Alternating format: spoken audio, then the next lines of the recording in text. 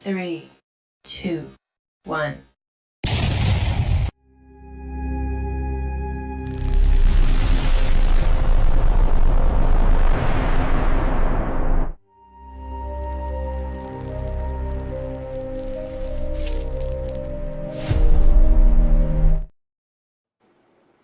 Hello, my fellow cigar lovers and addicts. Welcome to another episode of Fogies Freaky Friday Show. I am really excited tonight. We've got a very special guest joining us, Chief, with Chief of the Leaf Cigars. Welcome to the show. I've just recently found out about his cigar line, and he was gracious enough to send me some samples that I've really been enjoying. He's got a couple of really good sticks that he sent me. I will say, though, my favorite has been your Maduro, and a nice little pigtail on it. Very well constructed. Got an awesome band. It's a closed foot. That is a super delicious cigar, guys. I tell you what. And then he has his Habano, same Vitola, really good looking cigar, really tasty cigar.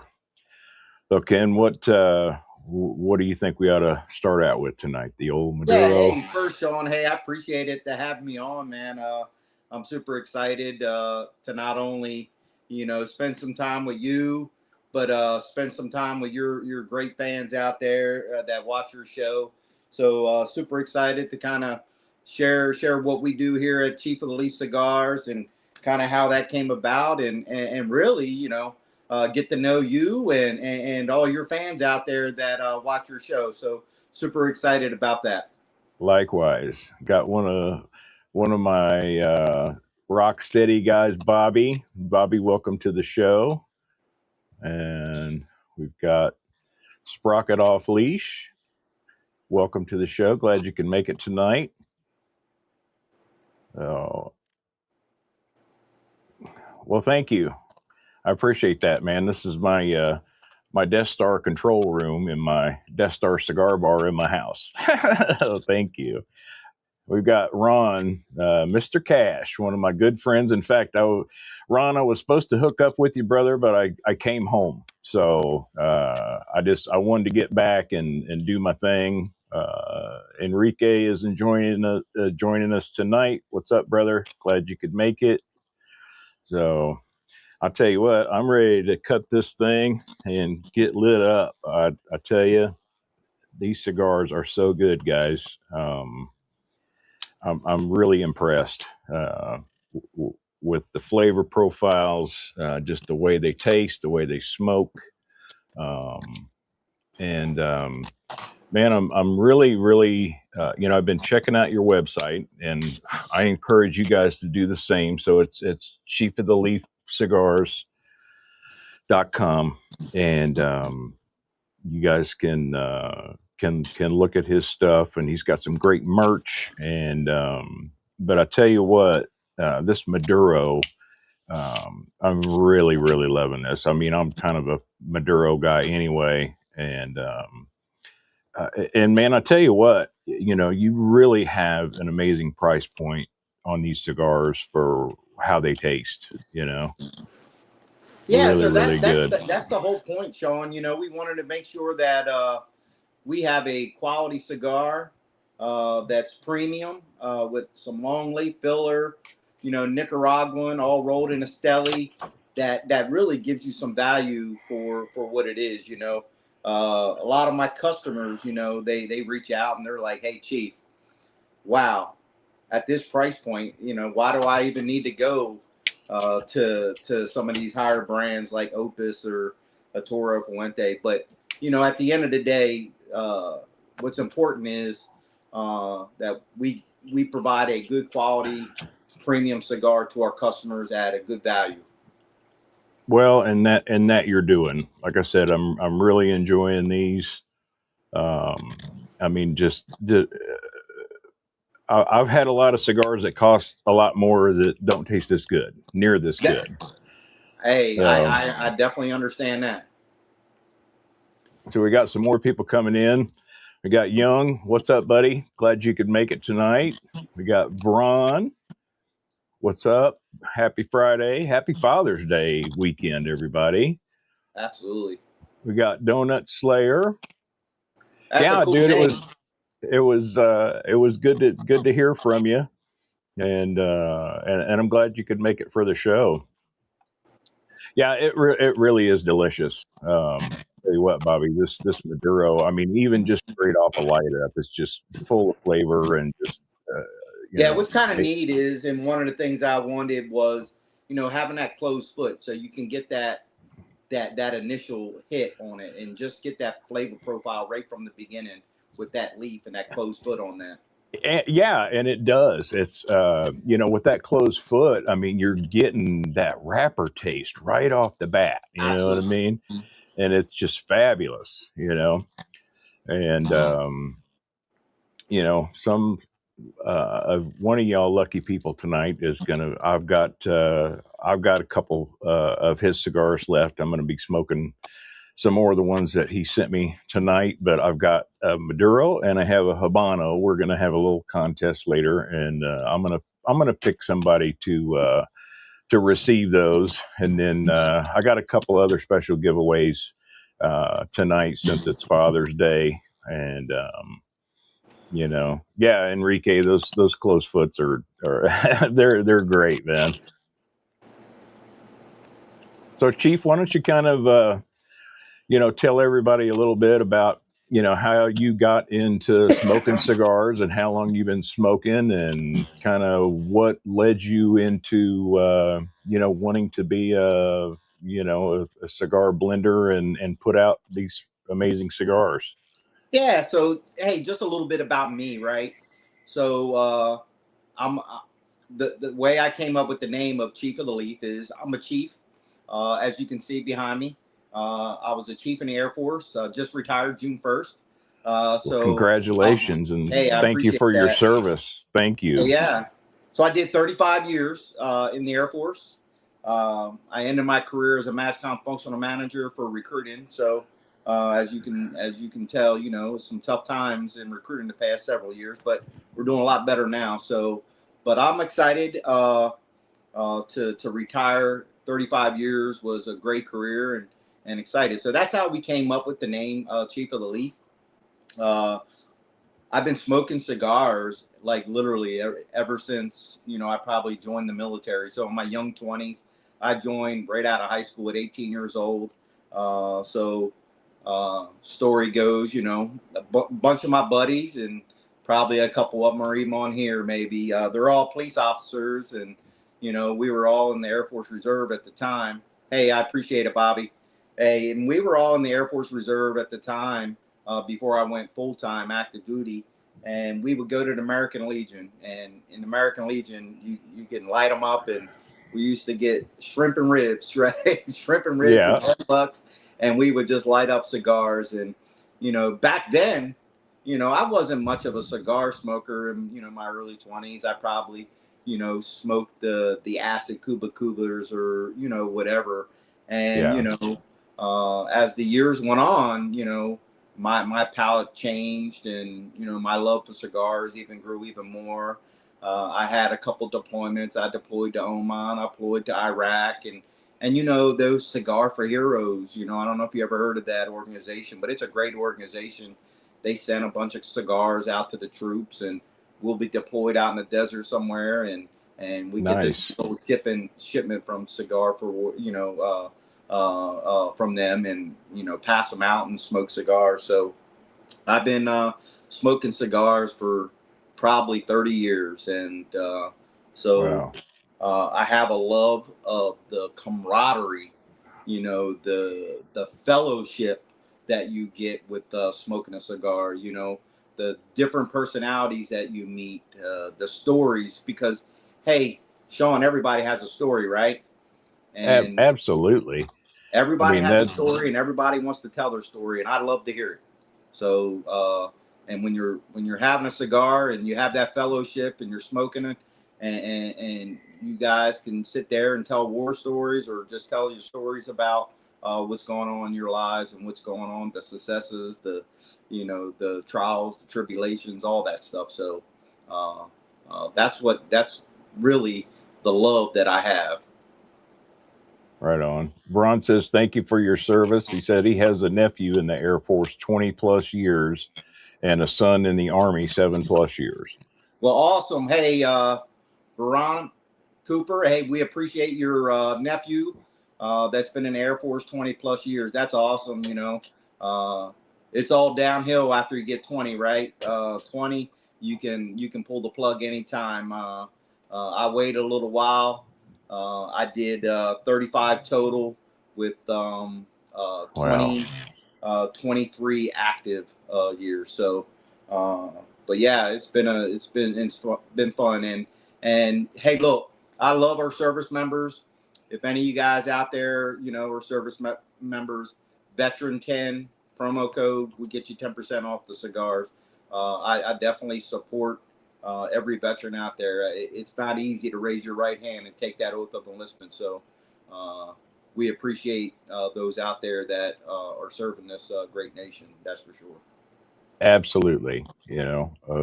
Affords us the ability to sit here and do what we're doing right now with the freedoms that we have, and a lot of blood, sweat, and tears have gone into everything that we take for granted sometimes as Americans. That's for sure. That's for sure. Donuts is thanking you for your service as well. Hey, Donut Slayer, sounds like looks like you're a Leo. I see the thin blue line. We support those as well. So absolutely, just hit me up. We'll make sure we get you taken care of. A lot of my friends, I don't know where you serve at, but I have a couple buddies of mine that are law enforcement in the Maryland and Virginia, D.C., Pennsylvania, Delaware region, New Jersey, all those reasons. That's where I was born and raised, in Delaware, and I have a lot of Leo friends up that area. So thank you for supporting your community and putting your life on the line for your community. So it takes a lot, especially these days, nowadays. And 30 years ago was a little bit different being law enforcement. I tell you, it's a lot tougher these days with all the social media and the craziness that's going on. So hey, hats off from me to you, because it's a tough job out there. It certainly is. We do appreciate it. Absolutely. I didn't actually ever serve. I was in like machining and stuff when I was in high school, like machine technology and all that kind of stuff. And my father was a photographer in the Navy. Okay. Was stationed in Sicily, and he just came off of his second tour right before Vietnam broke out. So he got to go take pictures and do some stuff there. And then my grandfather was in the Navy as well. So I actually went to a recruiter to try to enlist. And, at the time I was a pretty big boy, and I was not I was not height weight proportionate, so they thought they was going to kill my ass in boot camp, so I didn't get to enlist. But such as it is, I come from a line of veterans and support everybody and what they're doing big time. Yeah. So I actually have a lot of my family that have served. My dad served in the Army. I have a bunch of nieces and nephews that serve. I have a niece that's in the Air Force. She's a master sergeant, and I got 3 nephews that served in the Navy. A couple of them are still serving. One of them's actually overseas right now. So it's humbling to know that we still have these young people that want to support our nation and take that oath and serve our country. So, and I think recruitment is really up. So Donut Slayer, we're at in Virginia. So a buddy of mine, he worked for Henrico County. He retired from Henrico County. So I don't know if that's your area. or if you lived in that area. But I have a buddy of mine that served in Henrico County. A really good dude. He's a retired chief on the Air Force Reserve as well. So Right on. And then my wife's father, George Todd, he retired from the Air Force as a captain. He came out of the University of Kentucky and got drafted into OCS. And he was in 151st SAC, Strategic Air Command. He was a button pusher. He was in missile silos, and yeah, SAC was you the know, tough days back then. yes, Yeah, it's all nukes and things like that. So yeah, it was. Hey, I did security forces in my first career in the Air Force before I went into recruiting. And boy, I tell you, if you were in security forces in a SAC base, it was rough out there. yeah, yeah. He said he always had to pack, always was strapped with a sidearm and everything, and it. I've got some pictures, up on his memorial on my mantle and stuff. That's got some pictures of him at his control panel and everything. He was able to get them out. There you go. But hey, welcome 315 Aficionados is in the house. Good to see you, buddy. Right on. Mr. Cash said he just ordered a sample pack. Hey, I appreciate that. We'll definitely get that out to you ASAP. We don't mess around. For those that buy cheap for the Leaf Cigars, we ship them in Humi packs. That way they stay fresh while they're out to you. We ship them in boxes, so nothing gets damaged when they come out to you. So we'll get that out to you as soon as possible, Mr. Cash. And thank you for your support for sure.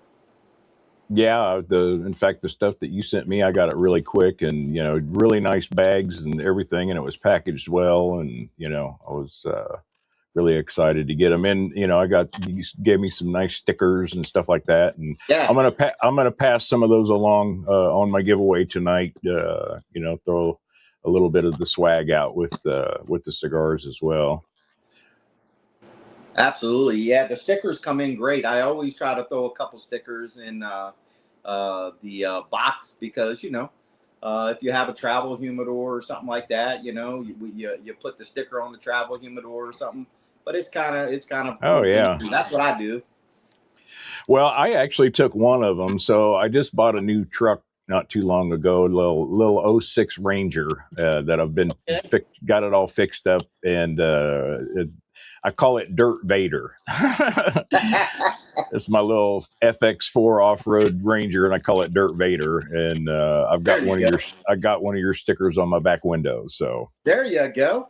Yeah, for sure. There you go. Yeah, I kind of, like I said, I have I have a larger travel humidor and then a smaller travel humidor. So the large sticker I put on the larger travel humidor, and the smaller sticker I put on the smaller travel humidor. Right on. Getting some comments. Donuts served 21 years in the Army. His father. Oh yeah, that's awesome. Braun says he grew up a military brat, U.S. Army, Fort Benning, Fort Hood, Fort Sill, and was born at Tinker Air Force Base. Old Tinker in Oklahoma, huh? There you go. Out in the tumbleweed. Hey, good to see you too. Glad you can make it tonight, buddy. And we got Ryan. Hey, what's up? Glad you could make it, brother. Welcome to the Chief of the Leaf show. Hey, welcome. Hey, glad to see you guys here and gals.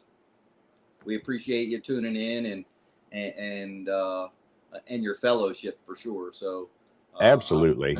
I mean, that's one of the things I love the most about this. And these guys will tell you, they hang out with me on a regular basis, and that's it. It's this camaraderie. It's this fellowship. It's just, this is such a great equalizer of personalities, of backgrounds, of everything. I mean, you can be sitting in a lounge with a grease monkey and a plumber and New York Stock Exchange millionaire, and a toothbrush salesman. There But you go. nobody cares. You know, we're all No. smoking cigars, and we're all sharing our experience with smoking cigars, and you know, that's one of the great parts about it. You know, and you know, these. I tell you what, this Maduro, guys, you guys, you really really need to give it some serious consideration, because I'm a huge Maduro smoker. I love you know, Maduro strength and taste and flavor notes, and this thing is just, I mean, it's just a flavor bomb. It is just really smooth, and you know, and it's getting a little bit more complex as I get further into it. And you know, a lot of people, Chief, they say retro hail. Well, Yeah. I'm an old school cigarette smoker, man, so I call it French exhale. You know, you used to French inhale the cigarettes. Well, this Yeah. is I French exhale, so Hey, I'm getting some. they say you really get more of the flavors when, because it's so sensitive when you retro hail. Oh, and absolutely. I and you mean, get you a know, lot of different flavor through because it's so sensitive in there, and it really picks it up. yeah. So Ryan, this is Chief's own private blend that he produces. It's Chief of the Leaf Maduro, and this thing is really really delicious, man. I'll tell you what. Yeah, actually, the Maduro is kind of my favorite as well, because I do like the espresso, the cocoa, Mm-hmm. and some people kind of laugh. Hey, look, I have the bourbon up on the shelf. I have the Stag. I have the Blantons. I have the E.H. Taylor. I have all that. But today, I was telling Sean before we actually came on the show, I was drinking something that I've really been enjoying drinking with this Maduro cigar. Some people will laugh at me, but that's okay. But it's called Crown Chocolate. And because this cigar has a lot of espresso and the cocoa, it really Absolutely. pairs so well with it. And I actually enjoy it. I had it a couple other times while smoking this Maduro. And, I'm like, you know what? I'm gonna let people say, hey, well, Chief, why ain't you drinking bourbon? Why ain't you drinking the Stag? Why ain't you drinking, the E.H. Taylor? Why ain't you drinking the Buffalo Trace? Whatever. But Yeah. I wanted to share with you something that I drink with when I smoke with my Maduro here recently. Well, I tell you what, I've just recently quit drinking. You know, after Congratulations. being a major whiskey drinker for almost 40 years, and tonight I'm just drinking my favorite 1919 root beer. Pairs really good with this. Yeah. And yeah, I'm 85 days sober today, man, for the first time Congratulations. in decades. You know, so we're Congratulations. get I was actually I know I'm gonna get off topic here, but there was a member on one of the communities that are out there, like cigar bid, community, Mhm. or cigar fanatics. Well, one of the guys on there was celebrating his sobriety, and it kind of hit home for me because I came from a family that struggled with that. And the guy was very super excited about his achievement and accomplishment, and I reached out to him. I said, hey man, congratulations, I'm super excited for you. I'm proud of you. I know it's something that's Yeah. not easy. I kind of told him a little bit about my family, their history, and I said, hey, I want to send you out some Chief of the Leaf cigars on me, just so you can celebrate your sobriety. Well, And cool. the guy, really was very, you know, uh, excited and appreciative, and he got it and smoked both the Habano and the Maduro to celebrate his sobriety. But I was super proud of him, just Oh because yeah, it's tough, man. it The is. struggle. You know, especially somebody like me. I've had a very addictive personality my entire life, and uh, but I'm good. I'm all good with it, and I drink a lot of coffee. In fact, I've turned into a coffee snob. But anyway, let's get Well, caught that up on the chat Habano will here a really little. pair well with some coffee. Yeah, for sure. In fact, that Habano, I've got a local roasted blend that I pull double shots and drink it with that, and it's amazing.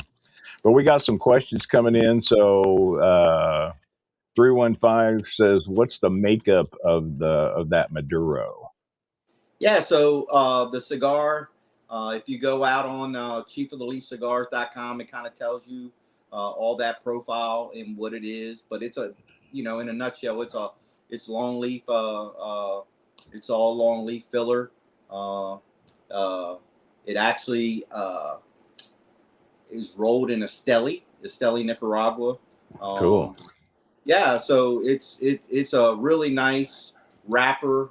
Uh, uh, and they're rolled by some of the best rollers out there. Because if anybody knows anything about Nicaragua and the rollers, Esteli has some of the best rollers, and that's what makes the cigar so. If you see the draw on that, if you see the ash on that, the burn, it is perfect Oh, because it is. how well the rollers do. Yeah, every one of these I've smoked so far has just been a great burn, and it's perfect, and actually got a nice little point to it sometimes when I pop the ash off, and yeah, it's smoking really good. So Enrique wants to know if you can divulge the factory.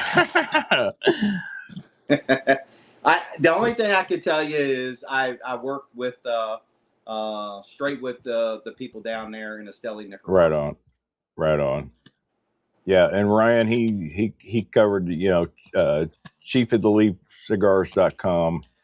Go check out his website. He's got a good website, and really, really great price points. And he's got some packs, some assortment packs, and you can try his blends. And I know definitely I've already told Mama what I want for Father's Day, and sent her the link.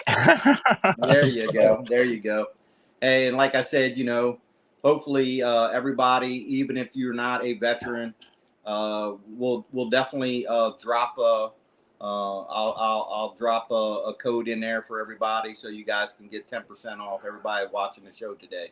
I want to That's make sure awesome. that everybody, regardless whether you're a veteran, uh, uh, uh, Leo, firefighter, educator, whatever, today, if you're watching this show, we'll get everybody a 10% promo code on anything on the site, whether it's a hat, hoodie, t-shirt, polo, I don't care, a Yeti, cigars, 10-pack, Yeah. 5-pack, it don't matter. We'll get you taken care of. Yeah, I'm gonna have to have one of those hats for my wall collection. Yeah, really, really great looking hats, and I like the cream one too. It's really good looking. It's really good looking. Yeah, it is. It is. But I tell you, a little bit. It's tough, the people that think the cigars are easy.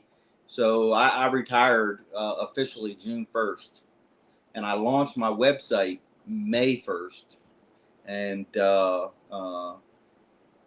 and for those that think that having a cigar company or running e-commerce is easy, it's not. I tell you, it's a I will say awakening for somebody that's been in the military for 35 years and never been an entrepreneur. And Yeah, imagine. Yeah, so tobacco is high risk when it Yes. comes to e-commerce, and so if you have a platform like Shopify or something, you can't sell tobacco products on Shopify or anything like that. You have to get a third party payment processing people to come in, and they charge you like almost $1,900 a year just to process payments on a website. So I tell you, it's really I was great at being in the military because that's all I did all my life. but I'm drinking from a fire hose right now. So, but it's exciting. It's fun. It gives me something to do in retirement, and like I said, I enjoy the camaraderie and the fellowship that goes along with it. Awesome. Yeah, and June 1st was my birthday. Oh, So, there you go. yeah, I'll remember that one. There you go. Yeah, thanks, Donuts. It's you know me, man. I'm doing really good with it, and you know, I work so hard for a living, and I've been just putting in tons. You know, I got a promotion at work not too long ago, and just been killing it. And it's just like one of those deals where it's like, man, I just can't continue to drink anymore. And you know, I always say this. You know, Hank Williams Jr. hit it on the head. You know, when he said hangovers hurt more than they used to. That's no BS, man. I'll tell you what. You know, and being a neat whiskey drinker, you know, 2 or 3 day hangovers, I'm too old for that business anymore. You know what I mean? For sure. Hey, I understand, and I'm not much of a drinker, but I do have one or two while I'm smoking a cigar. Yeah. Well, my thing is I could never stop with one or two, you know. I got to the point where it was just like, I'm done with this. Like I said, I saw too much of my family, you know, and what happened to know that I can't do that. So, well, and what kind of spurred this, Chief, was probably about 8 weeks ago. I had a really good friend of mine that I've known ever since I was in second grade. And he was an Army man. He did like 3 tours in Iraq and stuff. And he had undiagnosed PTSD and was dealing with a lot of things. And alcoholism was one of them. And he took his own life a few months ago. And it really hit me hard and kind of made me wake up and take a look at my own life and see where I was at with those kind of things. And, you know, it just, because when I got the news, I basically just poured myself into the bottom of a bottle for about 2 weeks straight. It was just worthless, you know. And I was just like, man, this is, you know, yeah, you know, so kind of, you know, seeing what he went through and looking at that situation and everything, it really was kind of lit a fire under my ass to be like, okay, you know, I don't want to be in that situation. I don't want to deal with that, and I don't want to use that, you know, as some kind of escape or something when life is throwing me a curveball, you know. Yeah. So, Ron says he uses that chocolate with bitters and makes a chocolate old fashioned. Oh, there you go. Okay, I have to try that. I've never had it. Thank you, Bobby. Yeah, I turned Heinz 57 this year, so I'm still pumping. Man, when I was younger, I never thought I'd ever live this long. You know, I was, you know, hell bent for doing crazy stuff, and you know, I was an old deadhead. I used to follow Grateful Dead around and, you know, get into that scene and culture. And, you know, I never figured I'd make it this long, but, you know, I've got, you know, great wife, great family, and I'm still glad to be here and glad to be able to, you know, enjoy this great cigar world and culture and the people that I meet because of it. And, you know, it's been really, really amazing. Now, if only I can smoke cigars on the Death Star. Well, you come to Kansas City anytime you want, and I'll tell you what, brother, I will cook us up a barbecue feast like you've never had before, and you can have dibs on anything I got in my humidors. You know, we'll sit back and enjoy some stuff. You're part of the Chiefs Nation out there, right? Oh, absolutely. There I went to my first Chiefs game in 1973. Oh, okay. Yeah.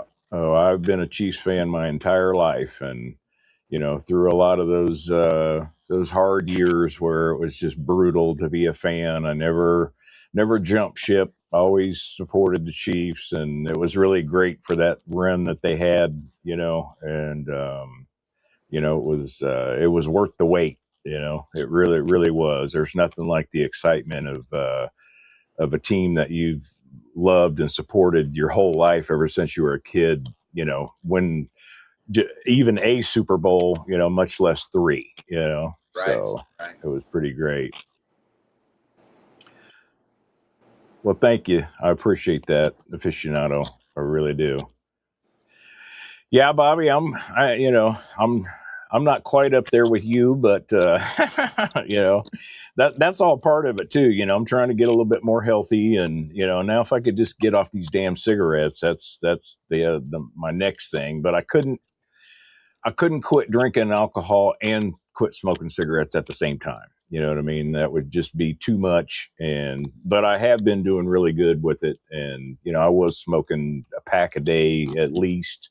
And now a pack's lasting me about 3 days. So it's working out pretty good. Hopefully by the end of the month, or maybe 4th of July, I'll be able to just stop. And I've got so many good cigars that I need to smoke, and been getting some really great local drops of stuff lately. In fact, I just stopped by one of my stopped by Cassie's joint at the cigar room in Lee Summit, and for Father's Day, she always has a big Fuente drop. So she has stuff that she's even been holding on to for 2, 3, 4 years that she drops, and it just was amazing, and spent way too much money, but Hey, if you're gonna buy Opus, you're gonna spend the money.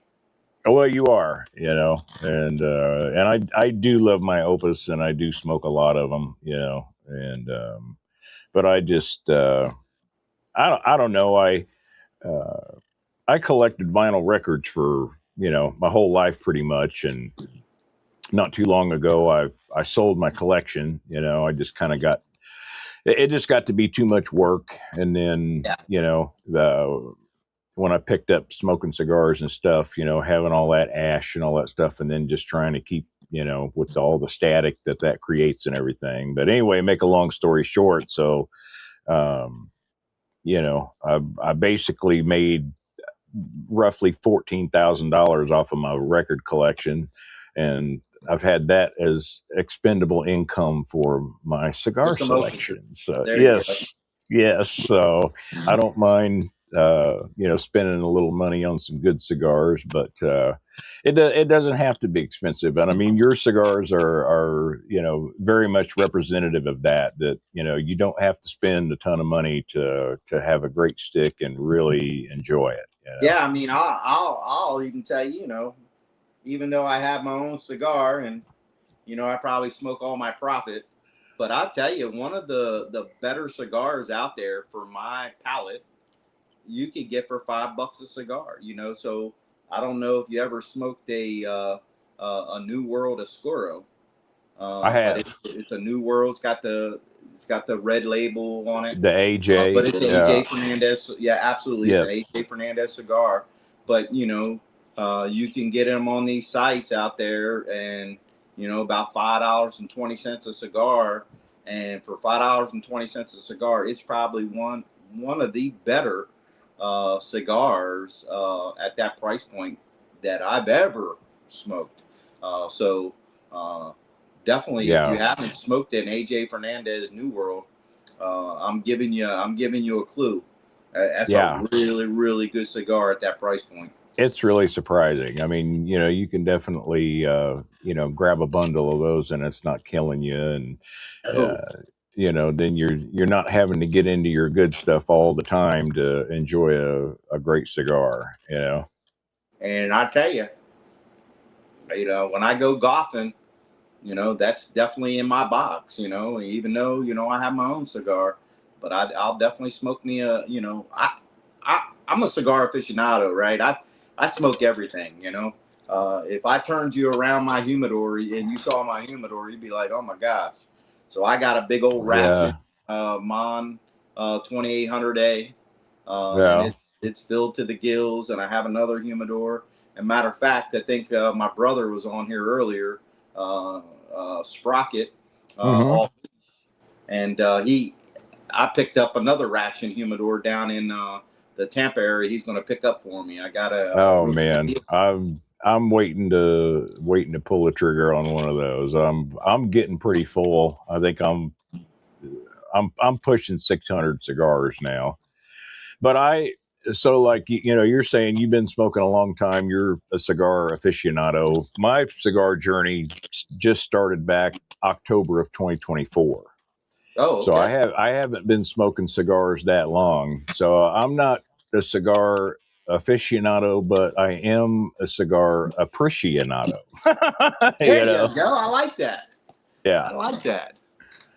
I definitely like that. Yeah. Thank you, So, Veron. but everybody has their own palate. That's why I say, uh, get out there, try different things. My dad, I had my dad in town. I had my retirement party June 6th. And uh, what's that? I'm smoking it. There you go. Hey, Yeah, Bobby, Bobby's you're a smoking one smart right man. now. Way to You're a go, smart man. Bobby. But I had my dad in town uh, for my retirement party on June 6th, and he's a flavored cigar guy. He likes those Right Dominicanos, on. and he likes Uh-huh.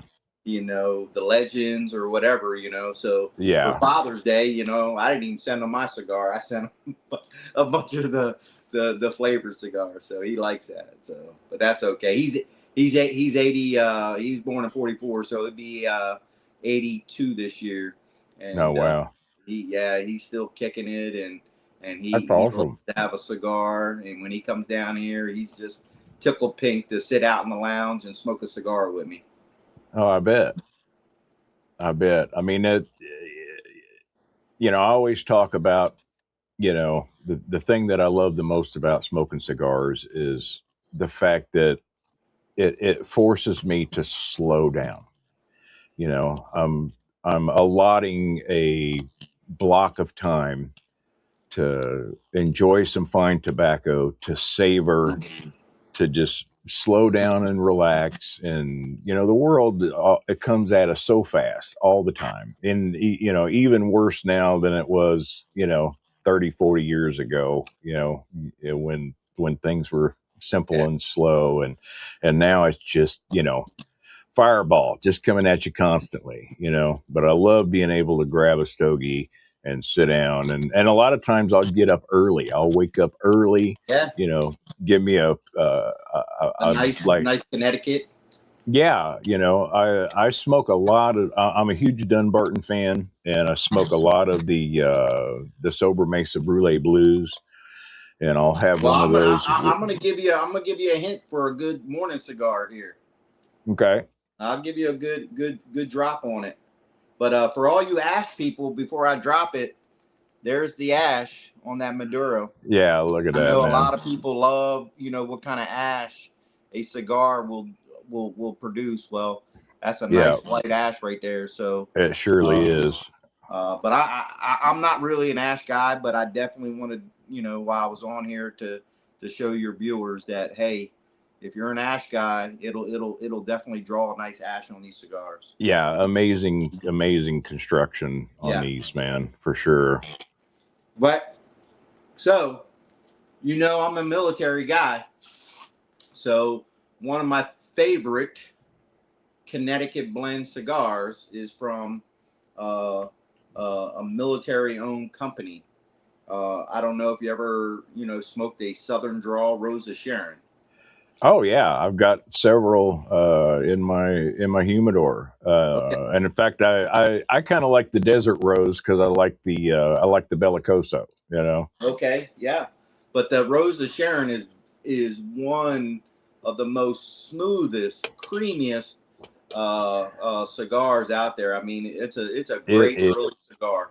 If you're yeah not ready for an evening cigar, and you want a really good constructed cigar that's really mellow, creamy, Rose of Sharon, boy, I tell you, it was probably years ago, probably 4 or 5 years ago. It's probably one of my top 5 cigars that I was smoking. yeah, they are delicious, and I do love them with a good pour over coffee, like a Ethiopian Yirgacheffe, and really, really good. Ron says he gave up cigarettes 40 years ago and started smoking cigars about the same time as I did. So, Okay. Well, congrats on giving up the cigarettes. You know, my dad, he you know, I guess all those people those ages. My dad's 82, and he gave up mhm. cigarettes as well. But everybody smoked back in the day, right? You know. Oh man, it's you know, you look at like a lot of the old like movies and shows, and you know, Yeah. doctors would smoke while they were working on you in the hospital, and everybody Exactly. smoked. I mean, it was fashionable to smoke cigarettes Yes, it was. Yes, it back in was. the 70s, you know.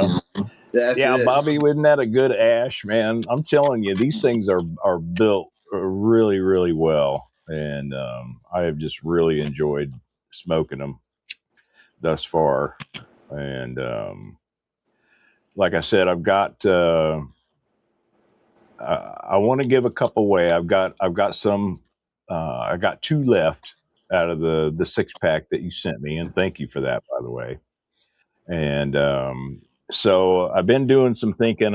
I've sent a lot of people out some cigars, and I think tonight and I'm going to do multiple giveaways tonight, guy, because it's Father's Day weekend, and I'm just so stoked to have Chief with us tonight and have all you guys in here hanging out with us on a Friday. It's been good to get back to just a regular show and just chill out, but the uh, I got the Maduro and the Habano and a couple stickers, and I'm gonna give those out to Young One tonight. He's been a really good compadre. He's been a good supporter of the channel. I haven't sent him any cigars yet, so I'm gonna send those to you. Um, and I'll throw a couple of stogie sticks in there with that to go with it, and then you guys just stay tuned. And I got some more Father's Day stuff to give away later. But congratulations to you, Young One, on winning the Chief of the Leaf giveaway. Well, yeah. Congratulations. I hope you enjoy it. Uh, Please, I'm one for feedback, and you know, I did 35 years in the Air Force, and that's what I live my life by: feedback, right? You know, whether it's constructive feedback, good feedback, bad feedback, it doesn't matter, right? Feedback is good. So It let me know how you like the Chief of the Leaf cigar, and uh, shoot me a message either on Facebook at Chief of the Leaf. So if you're not following, I definitely encourage everybody out there to follow. We kind of drop some specials every now and again. So if you're not following on Facebook, you know, run out on Facebook and look up Chief of the Leaf. So it's at Chief of the Leaf, or if you're on Instagram, it's at Chief of the Leaf Cigars. Follow along, and we'll get you taken care of. absolutely. Yeah, and dude, I love your banding. This band on this thing is so awesome. In fact, if I hadn't had to go out of town tonight, I was wanting to do like a backdrop where I had like my face and your face inside of the headdress Yeah, but I just didn't have enough time to get it put together because I was out of town for work, you know. But that's fun. you know, because That'd been I cool. love playing with that kind of stuff and doing graphics, and that's just kind of my jam. I really really dig it. Well, you know, in fact, I told you that my dad was a photographer in the Navy, and so after he got out of the Navy, he went to work for a company called Gates Sporting Goods and worked in their camera department here locally in Kansas City. And then he got picked up by a professional Japanese producer of professional cameras called Bell and Howell Mamiya. And my dad was a factory rep for Bell and Howell Mamiya for a long time. And so Okay. I started shooting medium format professional cameras when I was 6 years old.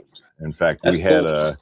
we had a we had a dark room in my house and all the film I could ever want to shoot. And, you know, it was really great, you know, so that kind of got into my passion for shooting and doing graphics, and, you know, has spilled over into the videography and the stuff that I'm doing with the channel now. Yeah. So, you know, I tell you,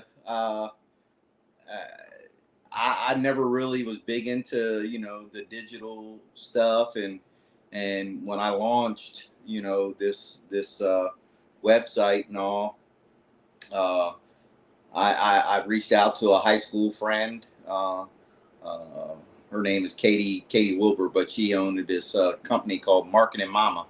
But I said, hey, Katie, I don't know how to do all this stuff, but she helped me out. She designed the website. It looks great. But I had to drink from a fire hose to learn how to do some, you know, marketing, you know, branding, you know. Sure. So I started messing around with like CapCut and stuff that I don't even know how to do, but you know, you kind of learn as you go. So I've been Yeah. trying to get into that digital stuff as, you know, as well, and it's definitely a different world for me. It's a lot of work, dude. Let me tell you. You know, I put so much time into creating my videos, and Yeah, it's just me. You know what I mean? yeah, All the graphics I do. Of course, I will say that, you know, with the help of the old AI, yeah, sure. it's definitely helped me do that. But I still do a lot of my own stuff in Photoshop. You know, just Okay. because I love to play with it. And you know, speaking of you know, coming into the digital age, I was working for a company called Ritz Camera. Yeah, I Um, remember Ritz. yeah, Ritz, David Ritz, he owned like 1,000 camera stores. It was the largest chain in America at one time. And then, of course, he was a yacht man, so he also had a company called Boaters World. And I was working for Ritz Camera, and my wife worked with me. I was a manager of a store, and my wife worked in my 1 hour photo lab and processed prints for me and stuff. But I remember, and I still have, I've got my very first digital camera that ever came out. It was an Olympus point and shoot, the 1 megapixel camera, you Yeah, yeah, know, and that thing was like $900 back then.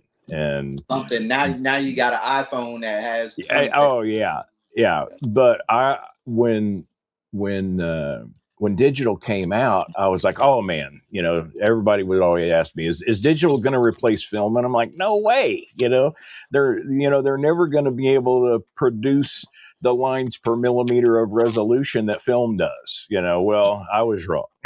Yeah, You yeah, know, they have far surpassed that. And then, you know, having to learn how to go from processing stuff in a dark room to processing and editing in the light room, just a totally different deal, you know.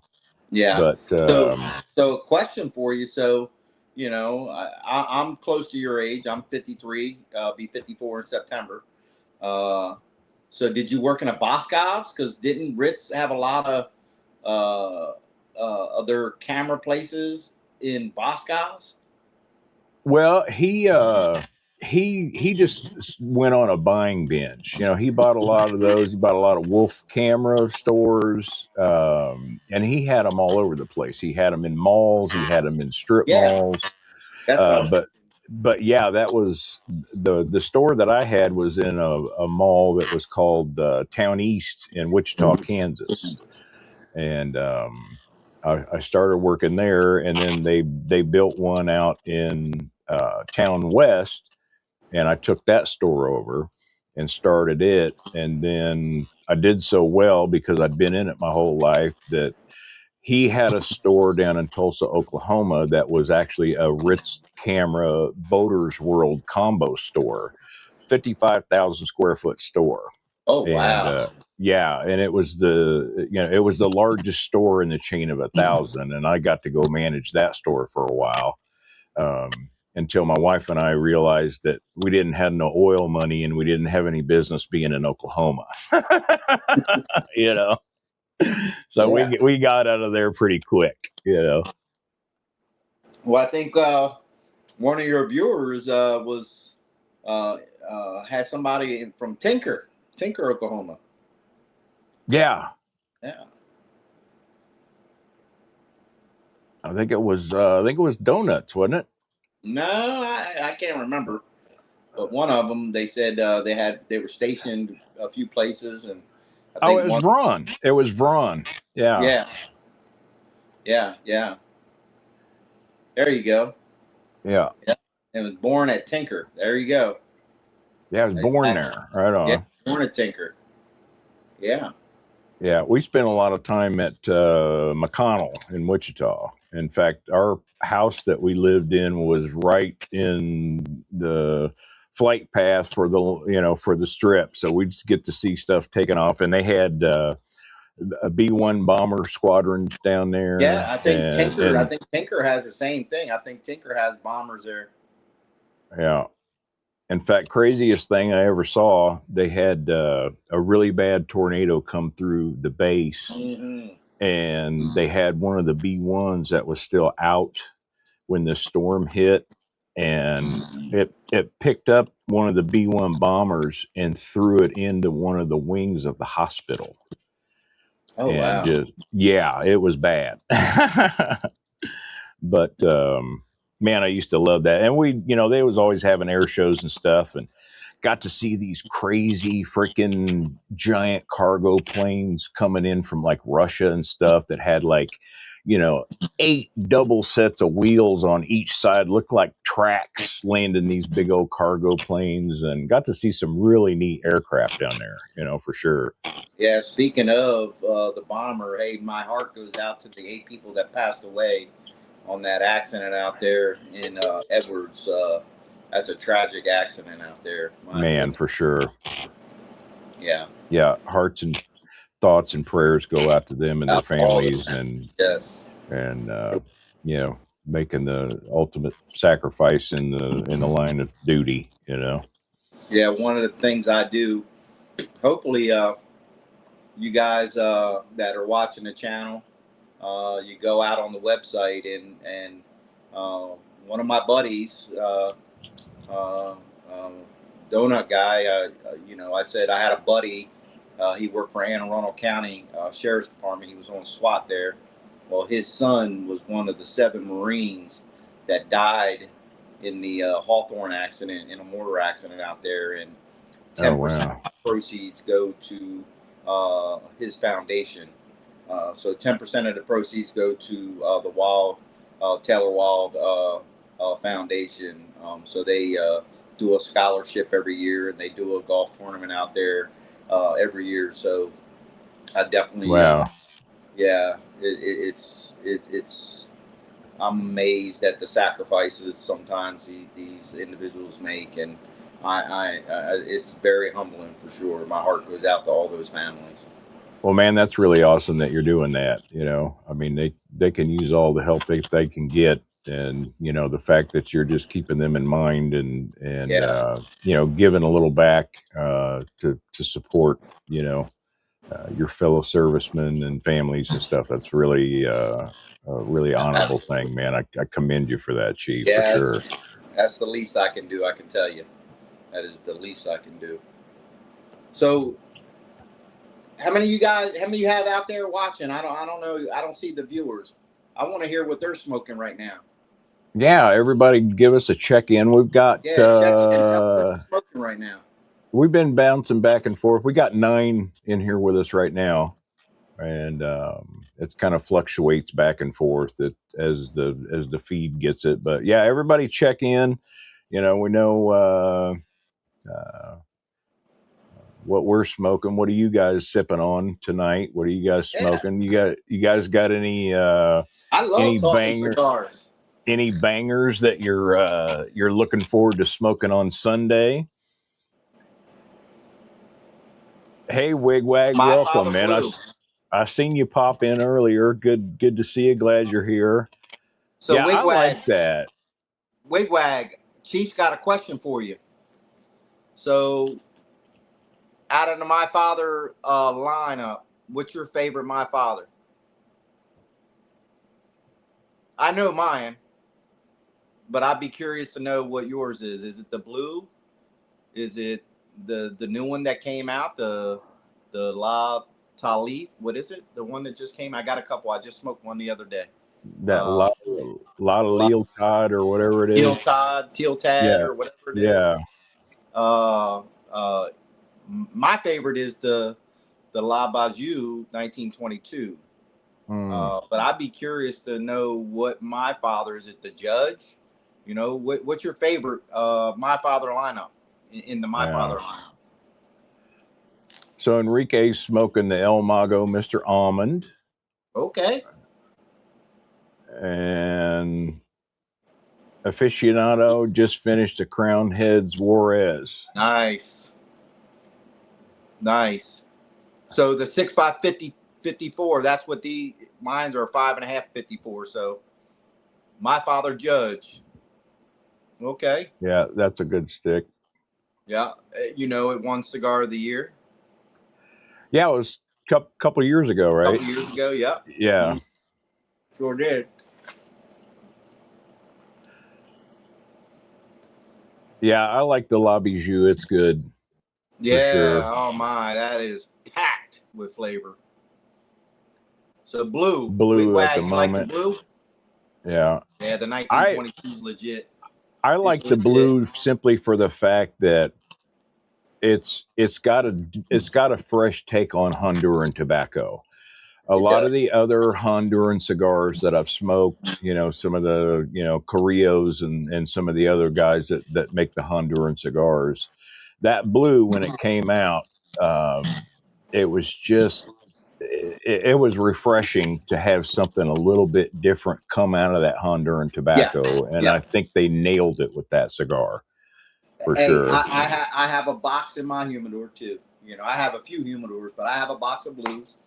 So that's it. The Leotad is so you like that one, huh? So I posted up I think a few days ago on a couple groups that I'm on. You know, I wasn't quite impressed with it, but the last third was very, very delicious. And so I posted up when, you know, I was about halfway through, but the last third was actually pretty decent. So I'm curious to hear what everybody else thinks about that one. Like I said, it just launched a few months ago. So yeah, I just picked one up a couple 3 weeks ago, and I haven't smoked it as of yet. Just kind of, I usually like to just let my stuff acclimate a little bit. I don't ever, unless it's something that, you know, I get a box of and I'm chomping at the bit to smoke it. I like to just kind of let it mellow out a little bit before I give it a try, you know? Yeah. So we talked about the My Father line.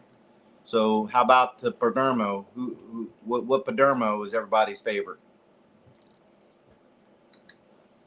Well, mine personally, and this is one of my go-to coffee cigars, is I like that 30th anniversary. That is a great cigar. In fact, I got to meet Nick Perdomo at a local promotion at one of my local humidors. I've actually did a video on it. Got to sit down with him and talk to him when they just released the Legacy line. And a lot of those new legacies are just fabulous, you know. I like the Legacy. But I love, and I haven't tried the new. I really want to try that new father and son Maduro. You know, it's kind of come out a little bit here and there, but I think they're getting ready to do like their official release on it, so it should become more available. I'm really wanting to try that one too, for sure. Well, I have them. You got them? Oh yeah. I tried it. So I have. Hold on one sec. We'll get you a look at one. Right on.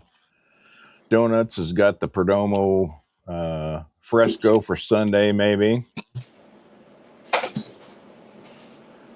Right on. Yeah, man, this is a good time of year. I mean, a lot of drops, you know. Bobby says the Leaf by Oscar is his favorite Honduran. Yeah, look at that thing, man. That's a gorgeous looking stick, you know. So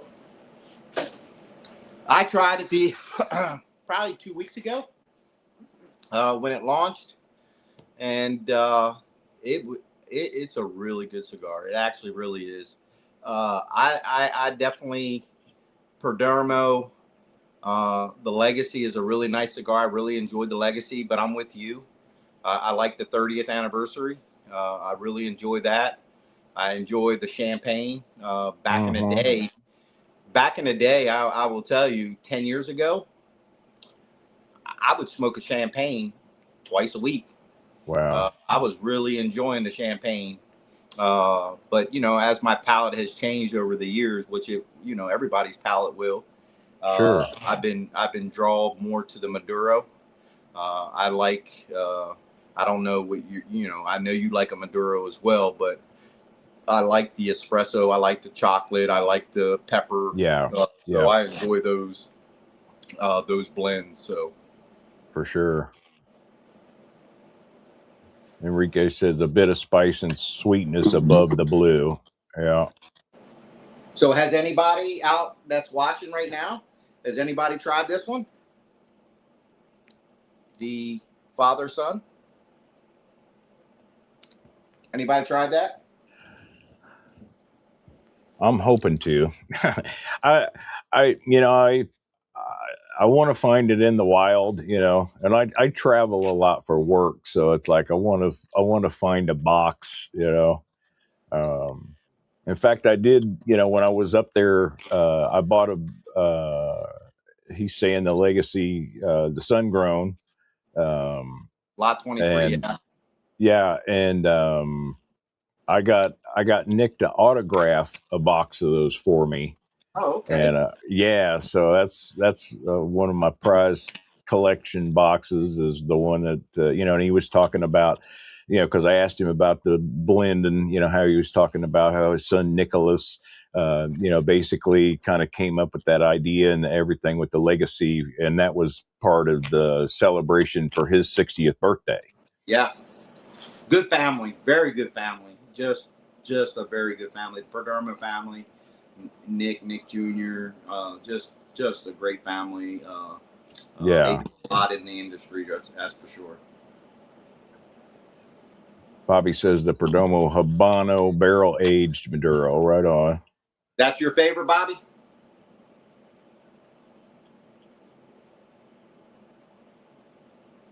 All three of the new Legacy and the double. Yeah, that double aged 12-year is good. Yeah. Wigwag says he's been on a San Andreas kick lately. I like to hear as we get into the show what's everybody's legit favorite cigar. Yeah. That's always interesting to me as I listen to the blends and people because I've been toying about whether to go out and do a different blend. Working with my supplier on a different blend. I was thinking about maybe even doing like a barber pole. Nice. Yeah. So one of my favorite cigars. Me and my buddies, we enjoy the H. Upman barber pole. I don't know if you ever had the H. Upman barber. I have pole. not. It's a really, really well constructed cigar. Very packed, just full of flavor. So it's a really good cigar. Sweet. Bobby says he likes the Fuente Añejo on Father's Day. Okay. Man, Bobby, I just picked up some of the Fuente Añejo Sharks today. Yeah. We had a big Fuente drop at my local, and looks like not a lot of people have had that father and son yet. No. Yeah. Give it a try. It's actually an excellent cigar. I've only had one. I have about a dozen of them, and I've had one so far. So actually, I was dry boxing one of them right now. That's where I pulled those two out. They were dry boxing in my humidor. Okay, so speaking of which, and in the dry boxing thing, so what's your go-to RH that you like to keep your humidor at? Hey, that's a good question, Sean. So I can't turn my camera around, or I would. because then I'm sure I'll jack everything up. But right now, I try to keep every cheap of the Leaf cigar at 66 RH. So I keep everything at 66. The reason why I keep it at 66 is because I don't want it to dry out in transit. Thus why I do humidified bags. But then I like to smoke my cigar at about a 64 to 65 RH. That's why I dry box it a little bit. But I keep my humidor. Like I said, I have a ration humidor. If anybody is in the market for a humidor, I have nothing but great things to say about ration. It is the Cadillac of humidors. It is one of those things you just set it and forget it. It is phenomenal. So it's the Ron Popeil of humidors. yes, it is. Yes, it is. It is. Right on. I'm gonna tell you, I just love the racing, and I think I was telling you earlier on the show. If my brother's still on, thank you. If my brother is, I don't know if my brother's still on. Is Sprocket off leaf still on? I haven't seen him comment here in a minute, but he might still be here. Well, if he's still on, I appreciate you picking that humidor up for me. So I bought another ration. I picked it up on Marketplace, a really good price. It was awesome. A 238 model, so it's a lot smaller than mine, but it'll hold about 800 cigars, 500, 800 cigars. But I want to try to age my cigars a lot more, so I picked it up just to age them. To see how that is, because they're already aged about about a year before they go out, but I want to start aging them about 2 years just to see. There you go. If there's any difference in the cigar. Yeah, Ryan, I love that Anejo Shark. In fact, I love the Don Carlos Shark too. I do too. I've got almost a full box of those left. In fact, I was getting down and I picked up a couple of those in that drop today too. I could have got more, but man, there was just so much opus and stuff. And then I had been hawing around because I'd seen it since I started smoking cigars. Those, that Fuente y Padron Legends series, those super high dollar cigars. And, with all the other stuff that I bought from Cassie this week, she gave me a really great deal on some of those that she's been holding on to. And I was like, yeah, why not? So, but have you ever, so I don't know if you know, Fuente links up every year and they do a 2-pack sampler. They put a Julius Caesar and a Fuente Opus X, and they give the money to charity. I think it goes to I think it goes back to Nicaragua or something like that. To the rollers, the families. It's the family thing. In fact, he does a couple things. So he does the rare pinks, which a lot of that money goes to support breast cancer. And then Carlito does this amazing it's event. called Toast of America is what I'm talking about. Well, he does that one, and then he also does Opus Exodus. Oh, okay, yeah.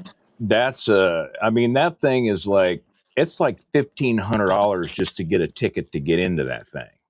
But all that goes to that Family Rollers Association that he started to help support the families of the people, that work down there and create his cigars for him and everything. And he really gives back a lot. I like that. I do too. I think it's great.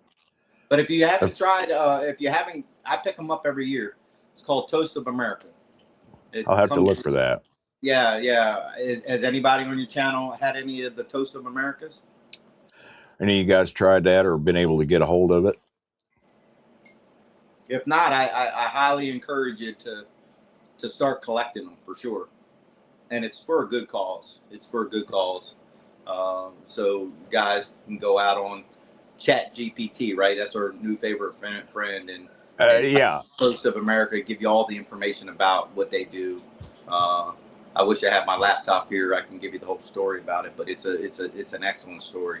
I can't recant the story offhand, but I do know it goes back and serves a good purpose to the families. So, but yeah. Yeah.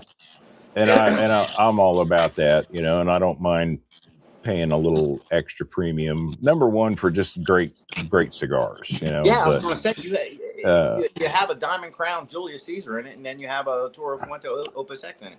What yeah, can't you like? And I think yeah, retail on it, I believe they're $55 for the box. yeah, that's not bad.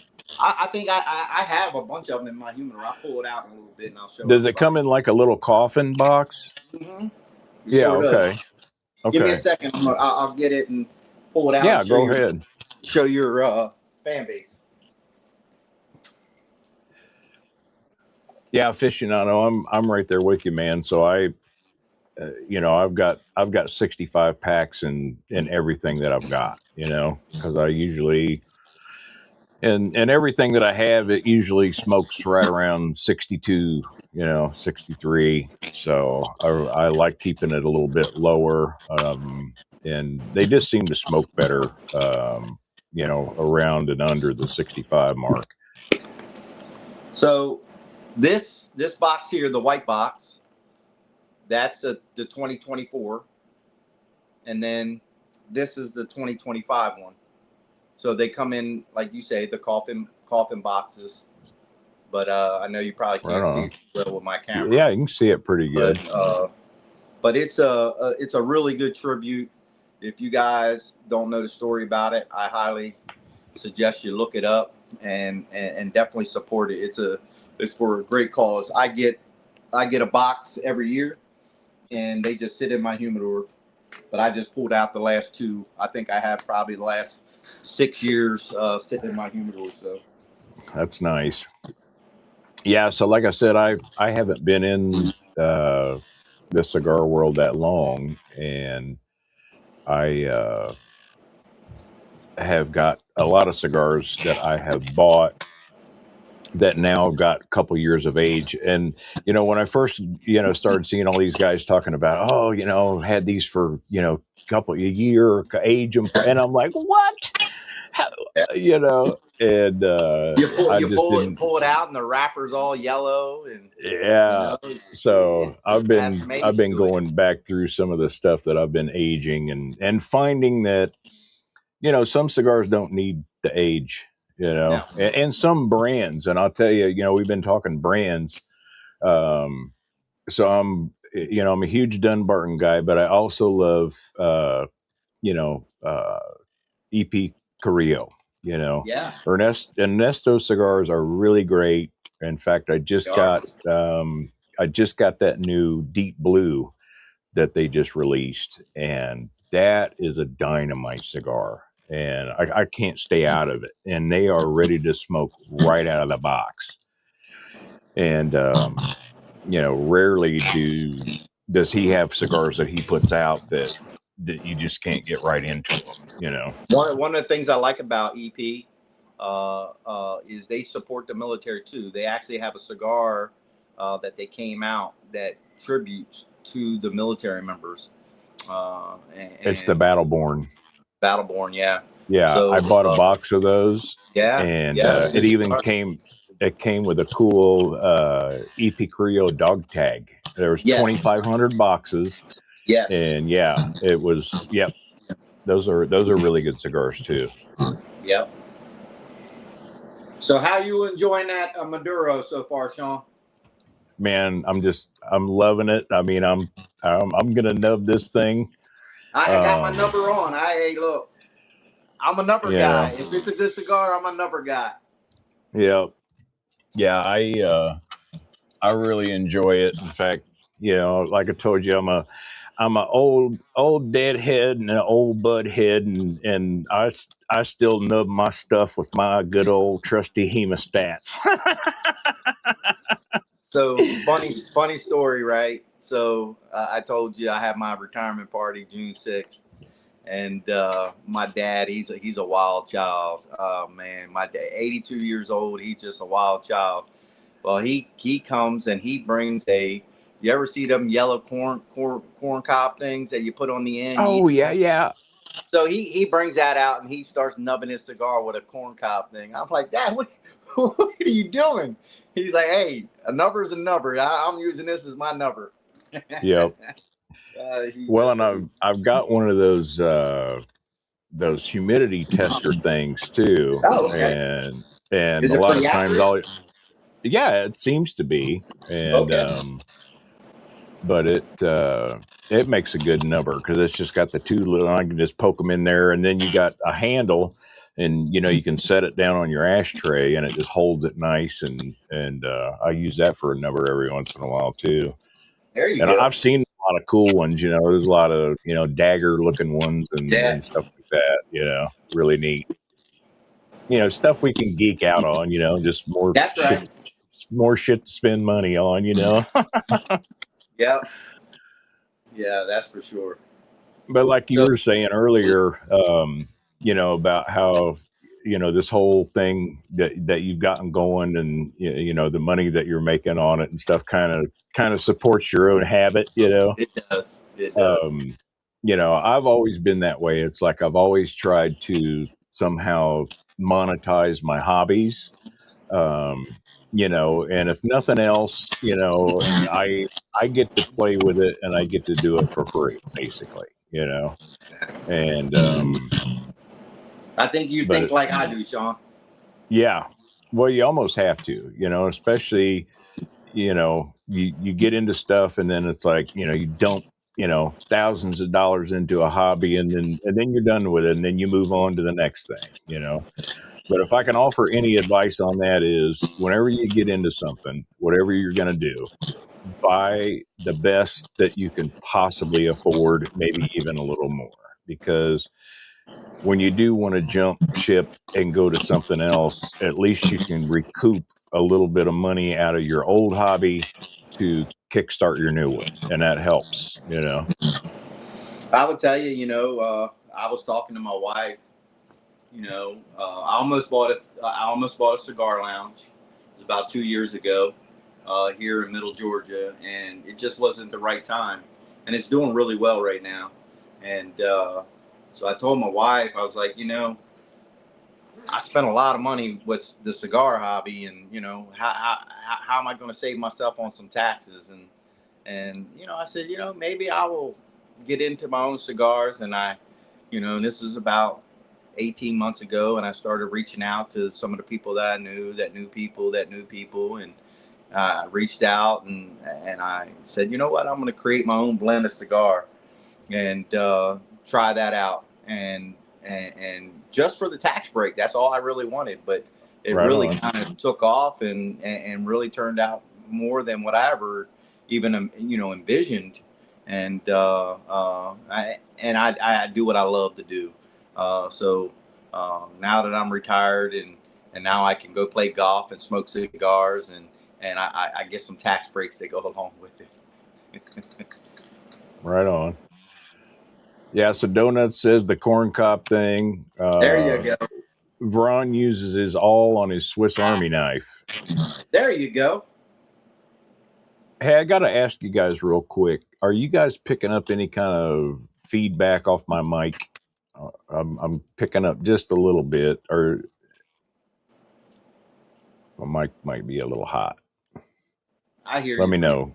pretty Give me a sound check and just let me know I'm not sounding all weird. In the Okay, military, good. we say it Lima Charlie, loud and Lima clear. Charlie. Right on. Right on. That's Oh, cool. that's cool. I've seen people make all kinds of stuff out of forks. That's really sweet. Yeah. Thank you. Welcome to Guys and a Comic Book. Glad you could come in and join us tonight.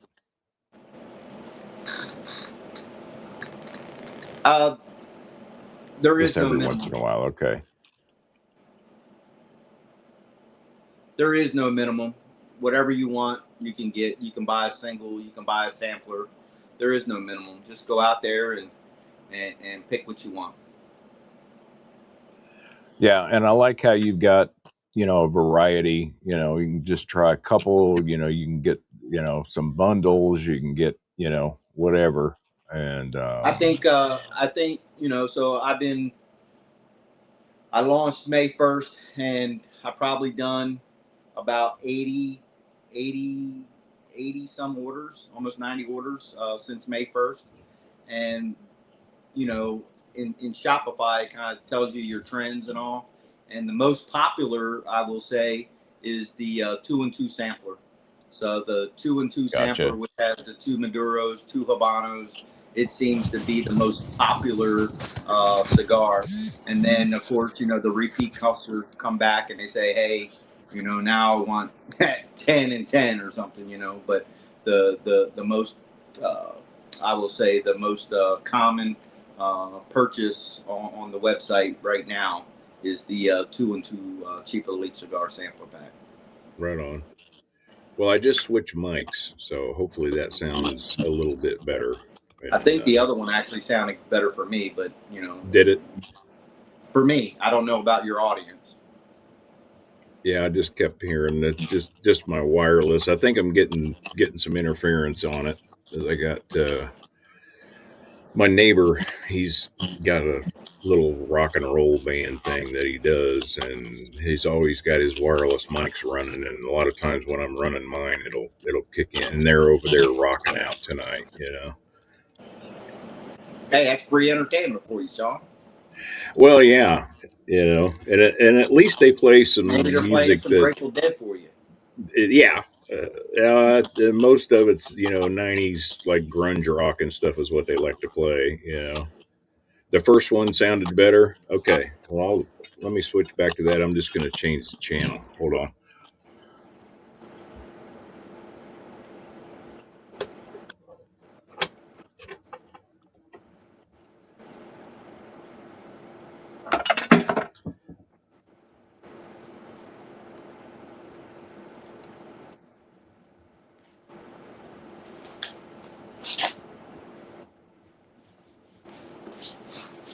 Well, I'm about wrapped up on this Maduro. I think I'm going to switch me to the Habano. I am Yeah, too, man. Look at I'm that. about This wrapped up on thing, mine. yeah. So I smoked her all the way down to the nub for sure, and it was enjoyable.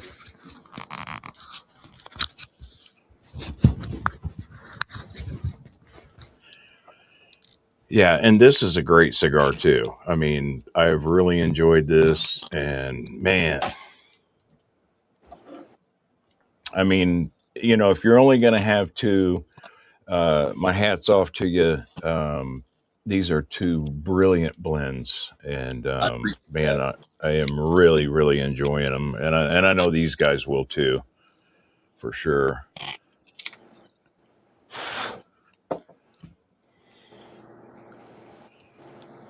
Two guys says he likes the Habano. That's his fave. So, two guys, have you tried the Chief of the Leaf cigar yet? Or is the Habano blend your favorite blend?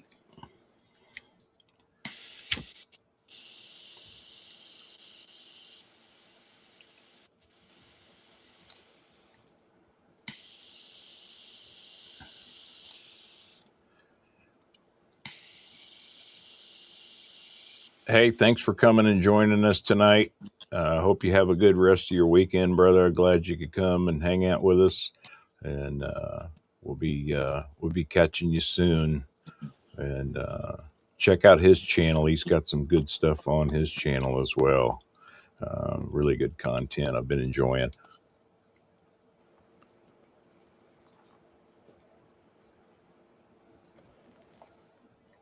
Hey, 315, thanks for joining us tonight. It was great hanging out with you. Love to hear your story. And I hope to see you soon. Take care, buddy. Yeah, dude, the band, I love the bands on these. Yeah, so, the band, for those that haven't seen the band, it has like a chief headdress in it.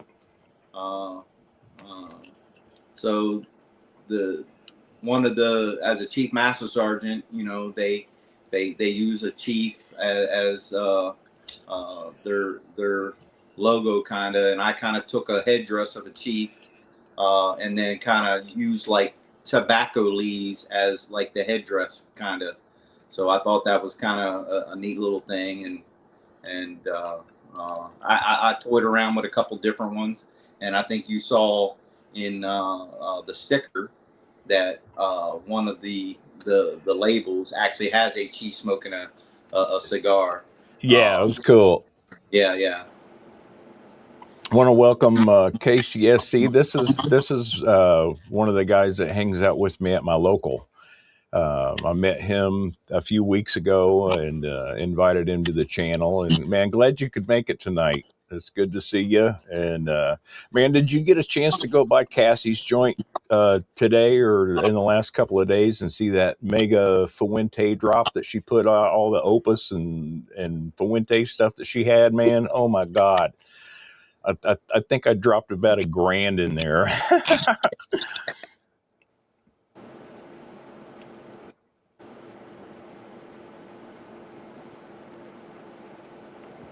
Yeah, I highly recommend it. You know what I mean? You're not going to go wrong with these cigars. And, you know, another thing too is like when you get them, man, you can just slide the bands right off. There's no pectin issues with having to smoke them down until they get warm to take the band. I mean, the band just slides right off. It doesn't destroy the wrapper.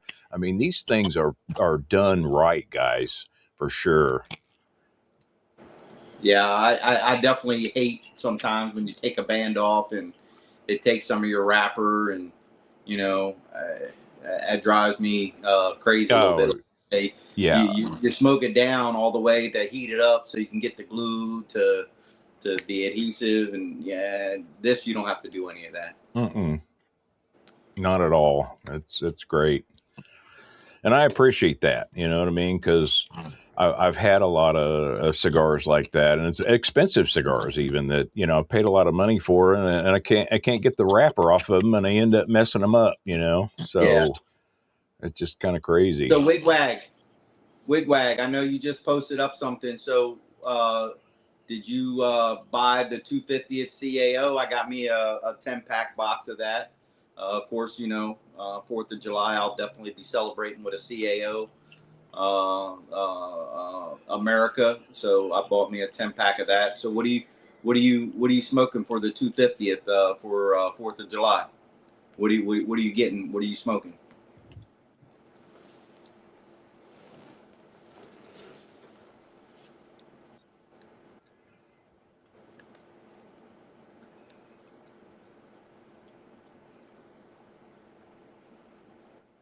Yeah, I appreciate that.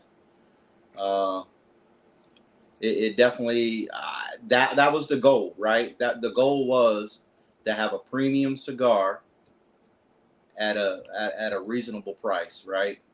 CO 250 box, yeah, it's kind of a neat little box, isn't it? I actually like that box. Yeah. Yeah, I got picked up a couple of those, and then I also like to smoke that Carrillo Pledge of Allegiance. You know, that's a good. DP does a awesome cigars. Awesome cigars. Yeah, Speaking for sure. of CAO, have you guys all tried that Amazon Basin? What were your thoughts on that? Well, I've tried it. I will say I like the 2025 better than the 26. And the gal that I was talking about that owns this cigar joint out in Lee Summit, my local that I frequent, and I give her lots of cigars. I'm always trying to share with her stuff that I like and stuff that I've found, and turn her on to new cigars and give her a lot of stuff. But she's given me, you know, so many good cigars. She actually gave me one of the original 2014 Amazon Basins that I've got in my humidor, and I think that is the cigar that I'm going to smoke first to start off my 4th of July with is that 2014 Basin. Okay. But I Yeah, do like it. it's a very unique cigar. It is the profile, the flavor profile on it is just unique. I mean, it's something that I've never had before. Like, I don't even know how to explain it. It's just very unique. It really is. It's just super complex, and it's just something different. You know what I mean? Now I will say, I got one of the first boxes that they released because 25s were hard to get. Yeah. Everybody went gaga over them, and they were hard to get. I think they've produced a lot more of the 26s than they did of the 25s. But now that I've had them in the humidor for a while and I've let them rest and they're starting to get some months of age on them, they're tasting better and better as I go along. So I'm really looking forward to trying one in, 6 months or a year, because I think I've still got 15 of them, Yeah.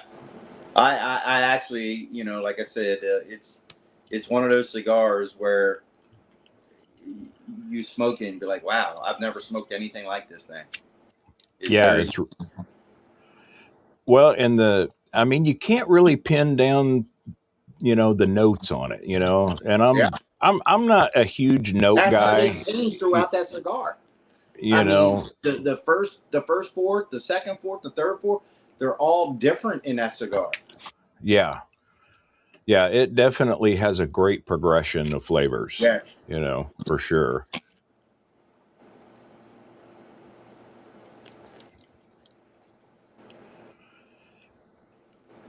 The fireworks, yeah. Oh, wow. That's cool. Man, I love blowing shit up. I mean, who doesn't? We're Americans, But, when my kids got old enough and I didn't have to spend that, $8, $9, $1,200 every year on stuff, my neighbors put on a crazy show. So we just get to go sit out on my front porch and just watch them burn their money up, and it just leaves a lot more money for me to buy cigars.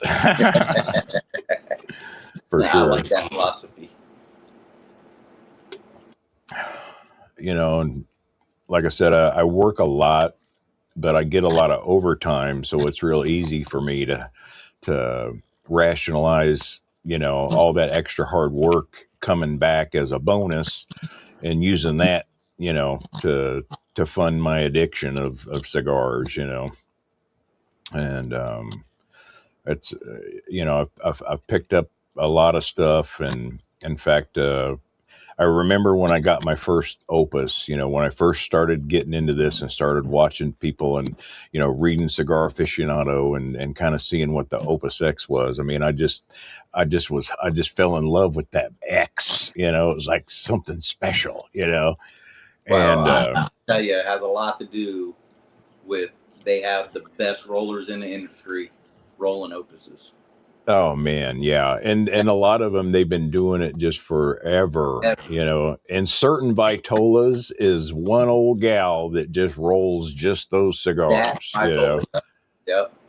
you know. And I think that people discount that. They think it's always about, hey, the wrappers this, or the fillers that, or sometimes it comes down to how well it's actually rolled. And Absolutely. a lot of it goes into the fermentation of the tobacco leaf, and I get all that, right? We all get all that. But I will tell you, there's nothing worse than smoking a cigar that has a bad construction because the roller didn't wasn't as experienced as some of these rollers. You'll never find a bad Padron. I've never had a Padron just canoe or whatever. They just don't Yeah. do it. Why? Because the rollers are top notch. Yeah. Well, yours are too, because these are just smoking really good, great burn line, And in fact, on that Maduro, I could have put a square on it to, Yeah. watch it follow down, Yeah, absolutely. But I do love them, and So I've been real heavy into buying a lot of Opus stuff and really enjoying it. And for Christmas this year, I was lucky enough to find one of the 25th anniversary Perfecto Yep, yep, humidors. yep. I didn't get any of those cigars; they had sold them all, but I got the humidor, and I wasn't gonna do it because, man, it was a little joint down in Wichita called Cigar Chateau, and I never in a million years thought that they'd have the selection down there that they had. But I saw that, and it was just like, I had to have it. I think I paid like $500 for that humidor, and I thought, well, the Wow. perfect. So this is my humidor strictly for my Opus collection. Okay.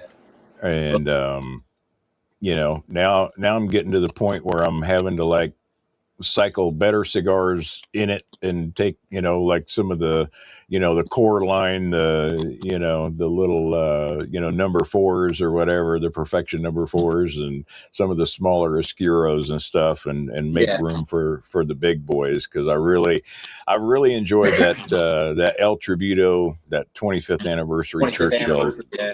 That's amazing. And then that Forbidden Magistral 13, that's a great cigar. That is an amazing cigar. I really, really like it. Yeah. You can't go wrong. Like I said, you can't go wrong with an Opus. You can't go wrong with a Padron. Everybody asks me, hey, it comes down to, these legendary rollers, and, people that's been in the industry for years and years and years, because Yeah. they went through all the trials and all the tribulations, and they know it works, and they know the blends. They're just experts at their job. Right on. Hey, Peter, well, glad you could make it, buddy. He said he's smoking a late hour. So we're Okay. we're here we're here with Chief of the Leaf Cigars, and we spoke one of his Maduro blends, and now we're smoking his Habano, and really, really tasty sticks, man. You definitely need to go check out his website, chiefoftheleafcigars.com. Yeah. And Welcome to the site. Welcome to the show.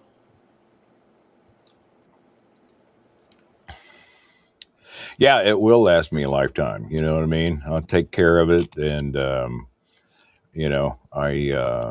I need to get to doing more smoking than I'm doing buying, though. It's just like, but it's kind of one of those things, because it's like I am trying to age cigars, Yeah. and so it's like, I'm stashing a lot of stuff back for future use, but I'd like to have a couple now. I like to try to smoke one right out of the box, and then I like to smoke one 2-3 months later and see if it changes. And if it does seem to get better, then yeah, I'm all about that.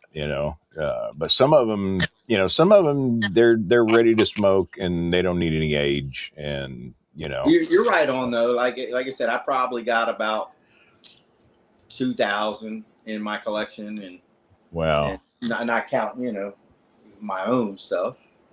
sure. But you're never going to be able to smoke it all, so it does rest. It does sit in there. you Hmm. have a get together. You have a bunch of guys over in the lounge, and you pull them Sure. out, and and you share, and do what I kind of say I love to do, and that's that fellowship. That's a community of camaraderie, and just talking about life, and just the love of the cigar, and the conversation. If you will. Absolutely. Yeah, and Ryan, that 25th is really great. In fact, with that being said, so let's do another giveaway, and I want to.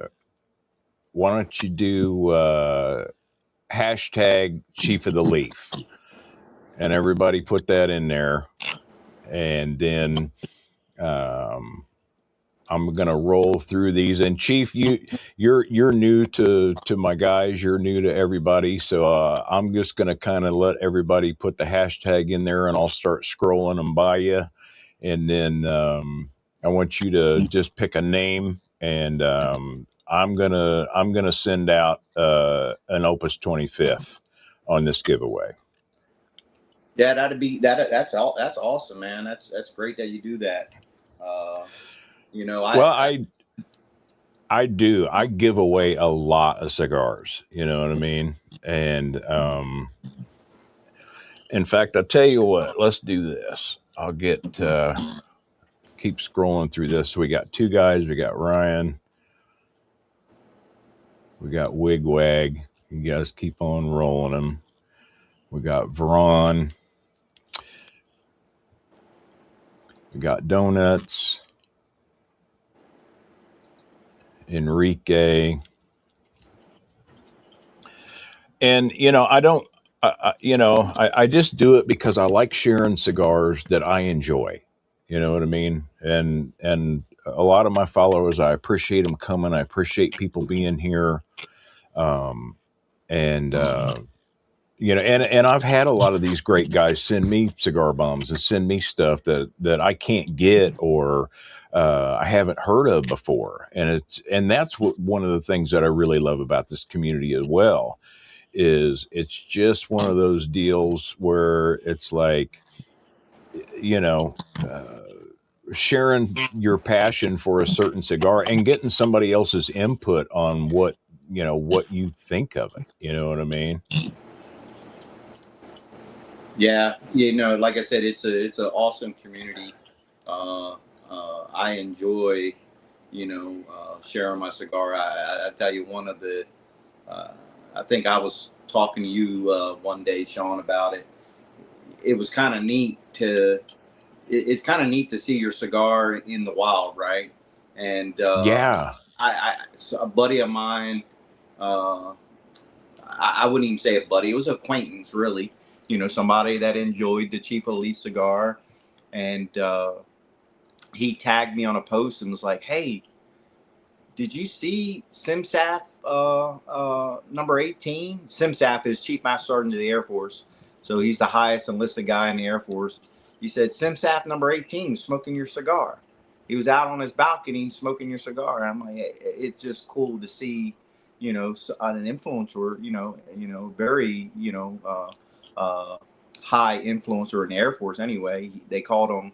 Uh, uh, he was very well known for being able to communicate with the troops. He sits with a 4-star general every day, but he was able to communicate with the Air Force community, and to have him sit there smoke my cigar was kind of a neat little thing. So Right on. Well, we're getting a bunch, so why don't we do this? I've got like a randomizer wheel. Let me put some of these. Go back through here and put some of these names in this thing. Hey, Yaws, one of my good followers, Yaw Sounds, just joined us.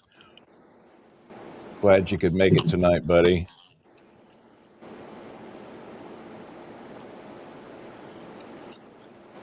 I'll tell you, Sean, I'll send out a sampler pack as well. If we'll take whoever follows your channel that's starting to follow at Chief of the Leaf, we'll do a randomizer on that, and we'll send them out a sample pack of the Chief of the Leaf. Right on. Yeah. So why don't you guys also, when you get a chance, go ahead and join his Facebook. Join his Instagram, and when you guys get on there, you guys do a hashtag Chief of the Leaf, There you and go. then put dash old Fogey, and then he'll know that you come from the show, and then he can pick out one of you guys for one of his sampler packs. That would be great. Absolutely. That's very kind of you. Absolutely. All right. Well, you talk to him for a minute, and I'm going to start keying this stuff in, and then I'll pull it up, and we're going to see who wins the Opus. Sounds good. Well, hey, I like to know a little bit about everybody, right? So I always say having a cigar and hearing other people's stories. So in the room, just post up, what you do for a living. I told Sean, I was in the Air Force for 35 years.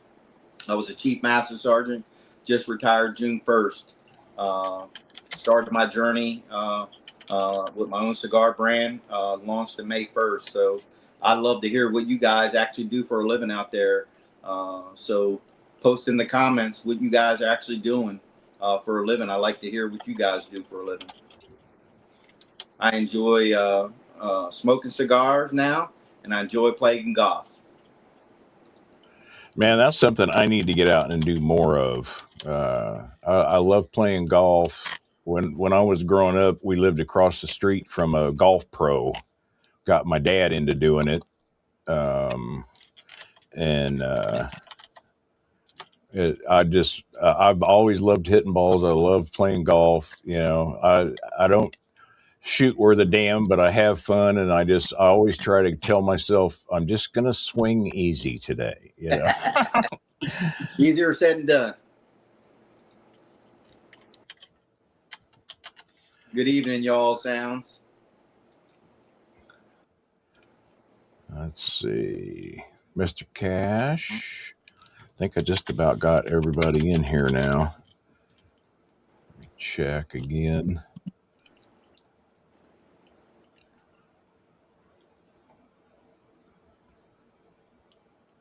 Okay, yeah, I think I got everybody in here. So let me pop this baby up and spin it, and let's see. Gotta Let's see spin to who we got. win. Am I missing anybody? I got two guys. I got Ryan. I got Wigwag. I got Vron. I got Donuts. I got Enrique. I got KCSC and Mr. Cash. Am I missing anybody? I think we're good. I'm going to spin this, and then we'll get back into what everybody does. Okay. Here we go, Good luck, everybody. everybody. Oh, Enrique, congratulations, brother. All right. Enrique is the big Gonna get winner of the Opus El Opus. Tributo 25th anniversary tree show. Wow. Yeah. And that's a good giveaway right there. Congratulations, buddy. Yeah, congratulations. Yeah, for sure. You'll enjoy that cigar for sure. There we go. So we got he's got you. All right. Hey, there you go. Hey, two guys, comic book. I appreciate that. Trash Man in Denver, huh? In Denver, right on. Nice, nice. I used to live out in Littleton, Colorado in 1980. Loved Denver area. Loved growing up around there. Of course, Donuts is in law enforcement. I appreciate that for sure. Cardiac trauma surgery nurse at a trauma center. Awesome, awesome. Retired Navy, retired deputy sheriff, volunteer U.S. Marshal Air. Awesome. Nice seaman, man. Seaman. Have a cement transportation company. Awesome. Yeah, congratulations, brother. And of course, you know me. I'm gonna tag some shit onto that. You're not just gonna get just that. So, all right, on. Hey, Thank you, Wigwag, buddy. I appreciate that. Hey, do me a favor, share it on your Facebook page, and we'll like I said, we'll get a winner. You share it on your Facebook page at Chief of the Leaf, and for Facebook, and at Chief of the Leaf Cigars on Instagram. And I did miss Bobby. All right, Bobby. Well, since I forgot one of my favorite people. Bobby, what do you do for a living?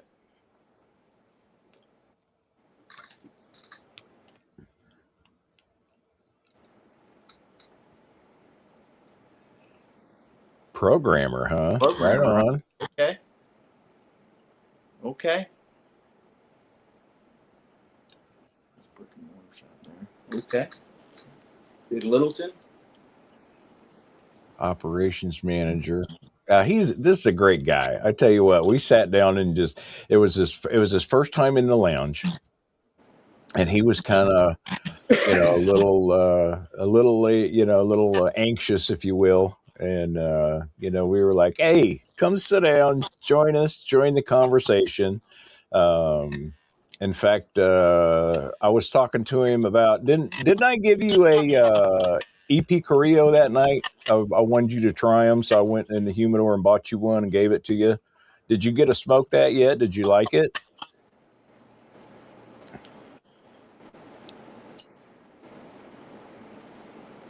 Hey, Right on. Wigwag, that'd Cool. be great. What's your YouTube channel? I need to follow it. Tag me your YouTube channel on my Facebook.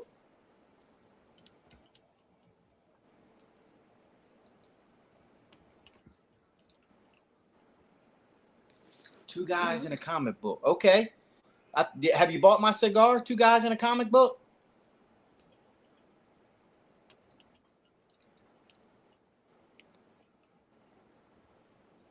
I guess I need to know the name. Is on board of the U.S. Marshal. Right on. Well, I'm glad you did feel welcome. You know what I mean? That was the whole point. And I was glad that you were there, and I hope that you enjoyed it. I've been working so much, I haven't been back a whole lot lately, but we definitely need to hook up. And like I said, you need to get with me and uh, you know email me at oldfogiestogies@gmail.com, and we'll definitely hook up. I'll have you over the Death Star, and we'll pull out some good stuff and sit there and jam on it.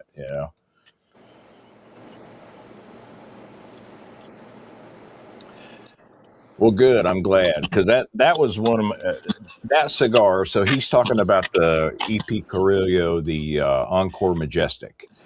Okay. So I bought him one of those that night when he was at the lounge, and wanted him to try it, because that's something that I kind of started with, and that cigar gave me the love of a box press. I love box press cigars now because of that particular cigar. You know what I mean? And that was good. So, and Bobby, I did miss you on the thing, brother, but I tell you what.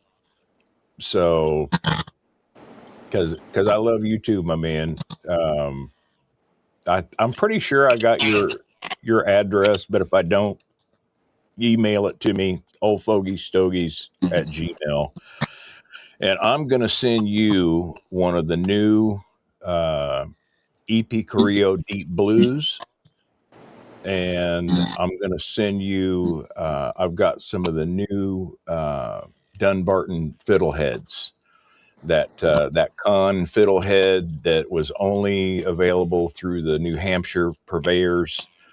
So email me, send me your address, if I don't already have it. I think I do, but I'm not sure. And then just put those two cigars in there so I can remember what to send you. And you got something coming, just because I missed putting you in the wheel, buddy. I'm sorry I missed you.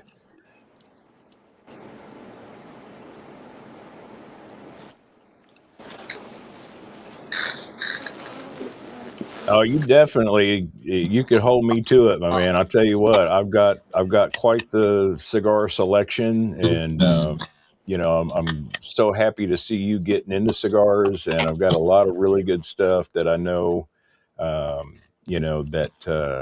I could turn you on to, and we can sit here and have a good smoke and relax and jam on some good tunes. And you can, if you want to bring an adult beverage, bring it, because I don't have any of that shit, but I do have some amazing coffee that we could pair up with it. Hey, Manny, Chief, this is another one of my really, really good supporters, Big Manny, just Hey, joining us welcome to the there. show, Manny. Glad you can join us today. So Enrique says, Chief, what is your go-to smoke other than your own? What's your go-to? Yeah, so I kind of like trying a little bit of everything, because now that I'm in the business, I like to try a lot of different blends, different vitolas, and things like that. But I would say, like I was I don't know if you were on the show earlier. I kind of go by cost, and one of the, you know, cigars that I will smoke because of the price point on it is the New World. So that New World, I always have at least 2-3 boxes of. But if you ask me what I'm going to try, it's going to be something different almost every day. Almost every day I try something, you know, that I may not have had. But I'm always a go-to to the Padrones. I like the 1000 series. You know, I enjoy me a Padron 7000 Maduro. I really enjoy that. I also enjoy the My Father 1922. I mean, the 1922. Yeah, I enjoy that. I enjoy the Perdermo Legacy. We were just talking about the father and son. I enjoyed that. But one of my very favorite cigars is Toro Fuente Don Carlos. Mm-hmm. Don Carlos is one of my go-to cigars. If I just want to have a really good cigar and just relax and reflect, I will smoke a Toro Fuente Don Carlos. I really enjoy Don Carlos. Oh man, me too. Um, I in fact I just picked up a box. I looked out and got a box of that El Toro, the blood of the bull, you know, and that I haven't cracked it open yet. I'm gonna let it sit for a while, but I know that's gonna be a really good cigar. Hey, Deep Cut So Energy, welcome to the two guys, show. two guys in a comic. I Hey, I appreciate it. I know I just don't know your name, but I appreciate you buying the cigar. Hopefully, you enjoyed them. It sounds like you are, and I hope you keep supporting us here at Chief of the Leaf, and continue to give us some feedback because we appreciate that. So, thanks for supporting Chief of the Leaf. Absolutely, man. And you will love these. I'll tell you what. Like I said, you know, I've picked up a lot of really good cigars lately. But my wish list for Mama is, you know, got chief of the leaf cigars.com written all over it. So I'm interested to see, you know, what she picks out and sends to me for Father's Day. Yeah, hey, I appreciate that. I really do. Like I said, nothing better to know that people are out there enjoying your cigar in the wild, right? Yeah, for Uh, sure. you know, I will tell you, a good buddy of mine, he's on the cigar bid group page, and his name is Jeff Johnson. So, Jeff, I don't know if you're on or not, but he's really supported me from day one when I launched on May 1st, and he was one of my first customers, and You're I think he's welcome. probably bought like 3 times already. I mean, he really enjoys the cigar, and that's what it's about, you know, just getting it out there and letting people try it, and trying something different that you never had before. Trust me, you're never going to have this blend. This blend is definitely something different. To me, it took a year for me to get this blend that I had, and I really enjoy it, and I take pride in what I do. You know, so I hope you guys enjoy it too. If you It's very have a apparent, you chance know. to smoke it. I mean, just like a good meal that's made with love tastes amazing. This Yes, cigar is made with love, let me tell you. that's for sure. So Deep Cut, what part of Tennessee do you live in, man? It's good to see you. Glad you could make the show tonight.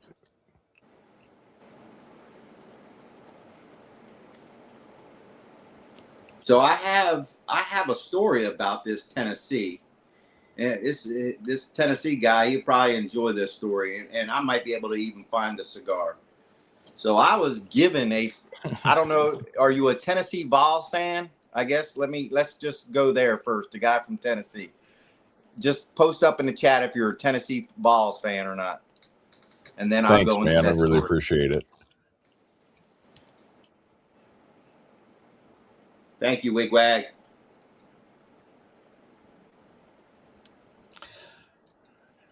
Hey, Yes, it is. Guns. We got another great guy that always comes in and hangs out with us on Freaky Fridays. Guns and Water. Hey, welcome to Uh, the channel. Guns, you would love these the Leaf Cigars, bro. I'm telling you, you definitely got to check it out for sure. So I told you that I was going to give you a promo code before we left the show, and please, Sean, make sure you post it up for me for all your followers, and we're going to give them 10% off of any order that comes in for the next couple weeks here. I know it's a little late for Father's Day to get them out to you, but we definitely ship out every single day, and I do it personally. All my cigars are inspected. Every single one of my cigars are inspected by me personally before they go out. So we will give that code. It's called Chief 10, CHIEF 10. So anybody that puts in Chief 10 on my website, they'll get 10% off. So that promo code is different than a veteran discount. I know I do a veteran discount on my website, but everybody on this channel today, Chief 10, you'll get 10% off. Right on. Manny's going on a cruise next week. Right on, dude. So you've taken some Chief of the Leafs, man. Hey, Big Manny, I can't wait to hear what you think of him. Okay, so he's Cookeville, Tennessee. Been making a right on. Not a huge college. Yeah, me either. You know, Okay. he's an MMA fan. Right on. Yeah. Okay. Well, that's okay. cool. So you were watching that spectacle at the Capitol the other day, huh? Wow, that's cool. Yeah, I'll Chief. I'll actually go in and put that Chief 10 code. I'll put a comment on this video so everybody that pulls it up will be able to see it. And Right on. and definitely, you know, I'm definitely looking to smoking more of these. I could definitely see this being, you know, at least a couple time a week. You know, revisit. They're that good.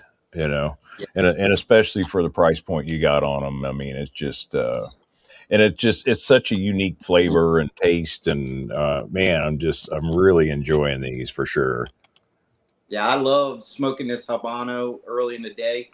I'll try to go out and play a round of golf early in the morning, and I'll have me a Habano all day. I mean, it's just super smooth, very smooth, very, I will say, has some nuts, sweetness to it. It definitely has a little bit of sweetness to it, which is kind of cool for this Habano blend.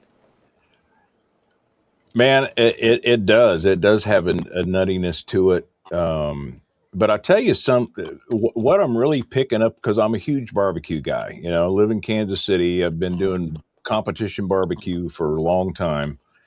And one of the flavors that I'm getting off of this is what I would smell when I'm smoking a brisket with pecan wood.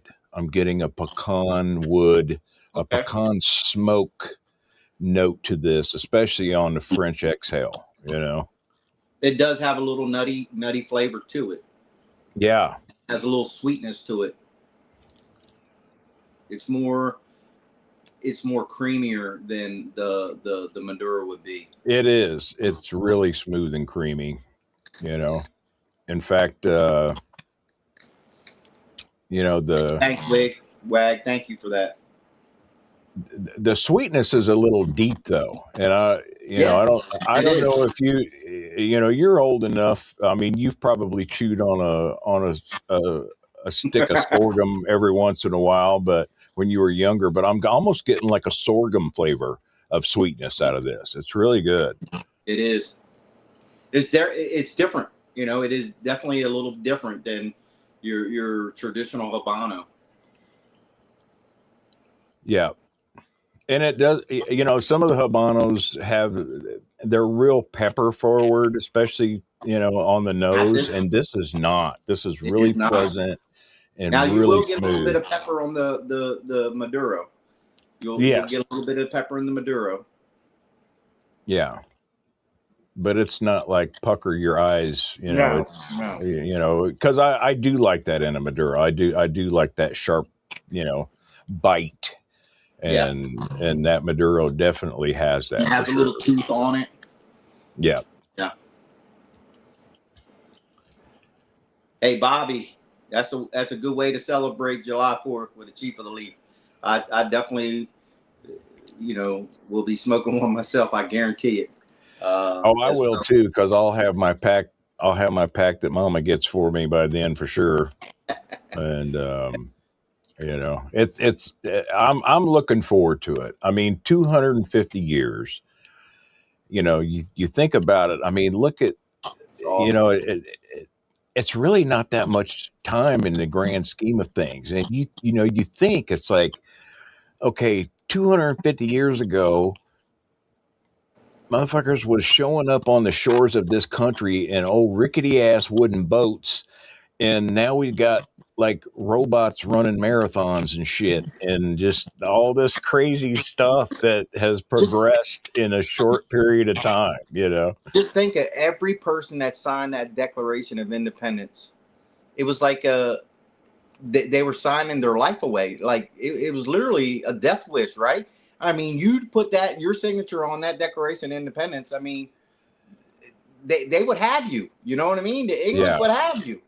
Yeah. So I tell you, our founding fathers, man, we owe it all to them. They went out and did put their lives on the line to do stuff like that. So we owe it all to our founding fathers for sure. And I'll definitely be celebrating and thanking all our founding fathers for what they've given us, because they've given us so much. I tell you, I am so blessed and I'm so grateful for this life and being able to live in this country. So Guns Water, hey, I appreciate that. Hey, the discount. Hey, man, I'm just excited for you to try the cigar You'll like them. and hear your feedback.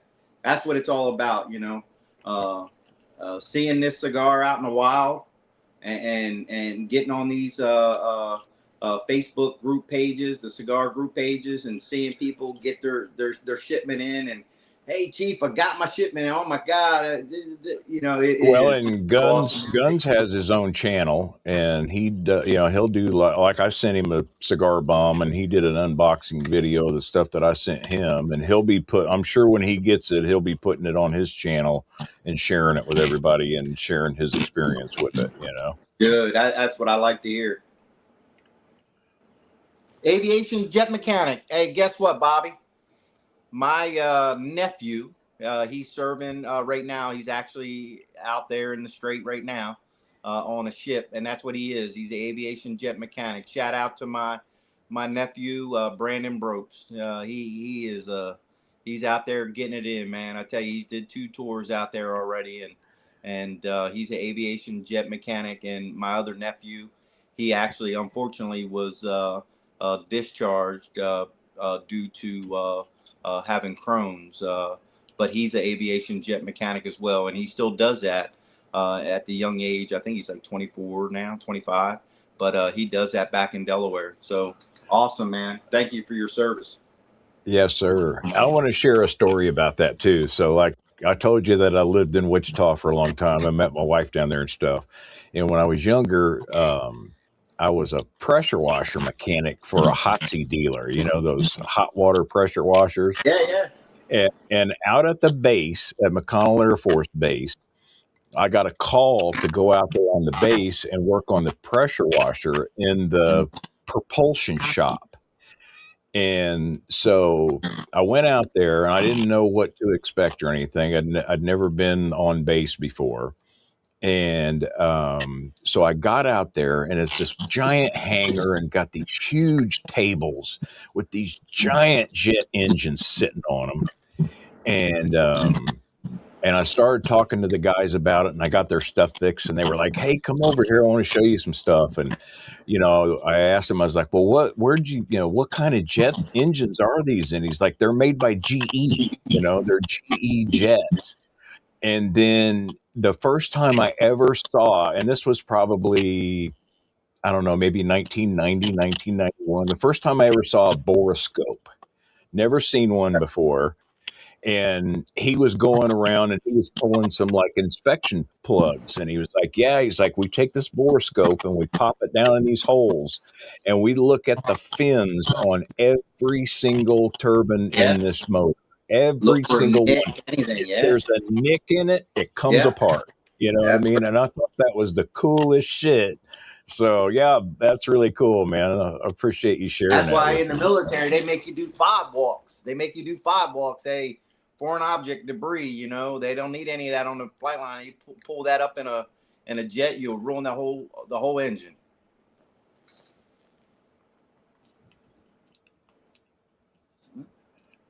Well, but you love to do it though, Gun. So it as long, you know, and that's the thing I tell a lot of people. It's like, man, my channel is, I do it for me. You know what I mean? I'm not under any misconceptions, and I'm not, you know, trying to, you know, get rich off of doing it. I make my content because I love doing it, and I know you do the same thing. You know, I mean, I do it for myself. I do it for the people that I meet, and you know, it is what it is. Okay, so Deep Cut says, "What's your death row cigar? Not by time, no 70 ring gauges, but if you had one last cigar, what you got? What would be your last cigar if you could only ever have one more?" That's a good question. That's a tough. Yeah. I mean, of course, if I'm gonna die, I'm gonna die out on my own cigar, right? It's my There name. you go. So Good I'm gonna answer. die out on my own cigar. But I told you, you know, I'm a big fan of Padron Black. You know, the 1926. I love 1926. I always have 26s in my humidor. I always have 60s Hmm. in my humidor. So I'm a huge Padron fan. Like I love Padron. I've never had a bad Padron. Never ever. And I've been smoking for 30 years. I've never had a bad Padron. So Man, if they're if I could have one, I'd definitely fantastic. smoke a Padron.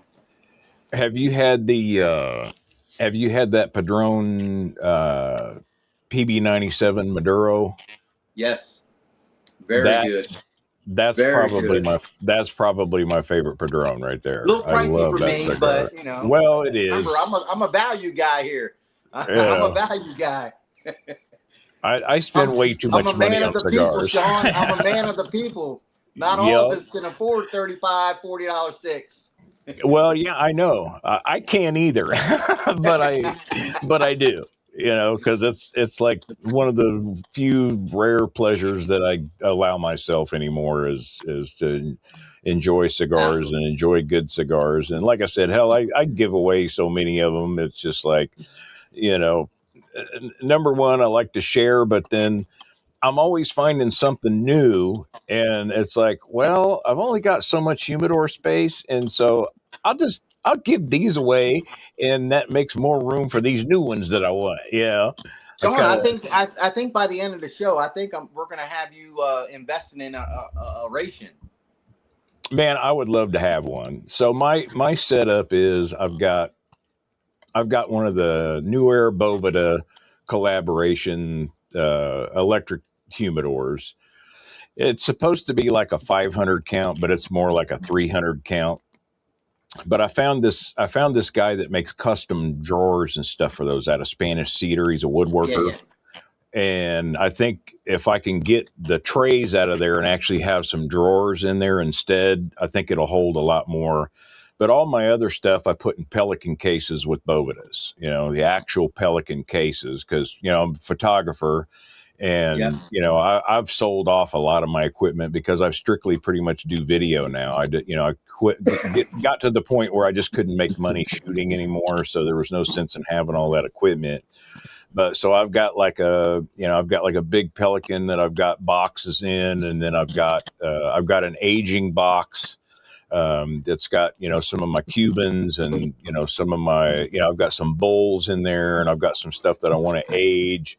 And then I've got a grab box, and that's just, when I don't know what the hell I want to smoke, I just pull that baby down and I lift the lid up and I reach in there and grab something, and that's what I I'm do smoking. that. I do Got my that. grab box. And then I've also got a Lancero locker. So I've got one specifically for like all my Lanceros and my Lonsdales and like my Atabay Diosises, Yeah, yeah. and double Coronas and stuff like that. So and then Oh, I've got that Opus 25th humidor for all my Opus stuff. speaking of, we talking about great cigars. I'm gonna tell you, and I probably slept on this. I didn't mention it to your audience. Don't sleep on Foundation. Oh my gosh, Oh, they make dude. some good Olmec. Olmec. Oh, I love me an Olmec. If you haven't had an Olmec Maduro, hey, look, you guys are missing out. Them Foundation cigars, boy, they make some good cigars. They really do. In fact, a lot of the guys that are in here, we've got a buddy of ours that's got a channel on YouTube. It's called Rise and Grind. His name's Marvin, and um, he lives out in California, and he's got a government job, and he's a pastor, and he runs a channel and puts out all kinds of content. And I kind of got him into the Dunbarton stuff, and he got me into the Foundation stuff. I hadn't really tried a lot of it, and he got me into the Tabernacle, Oh yeah, and like that, that Havana Seed 127, and like yep. I the had one the other Olmec, day. and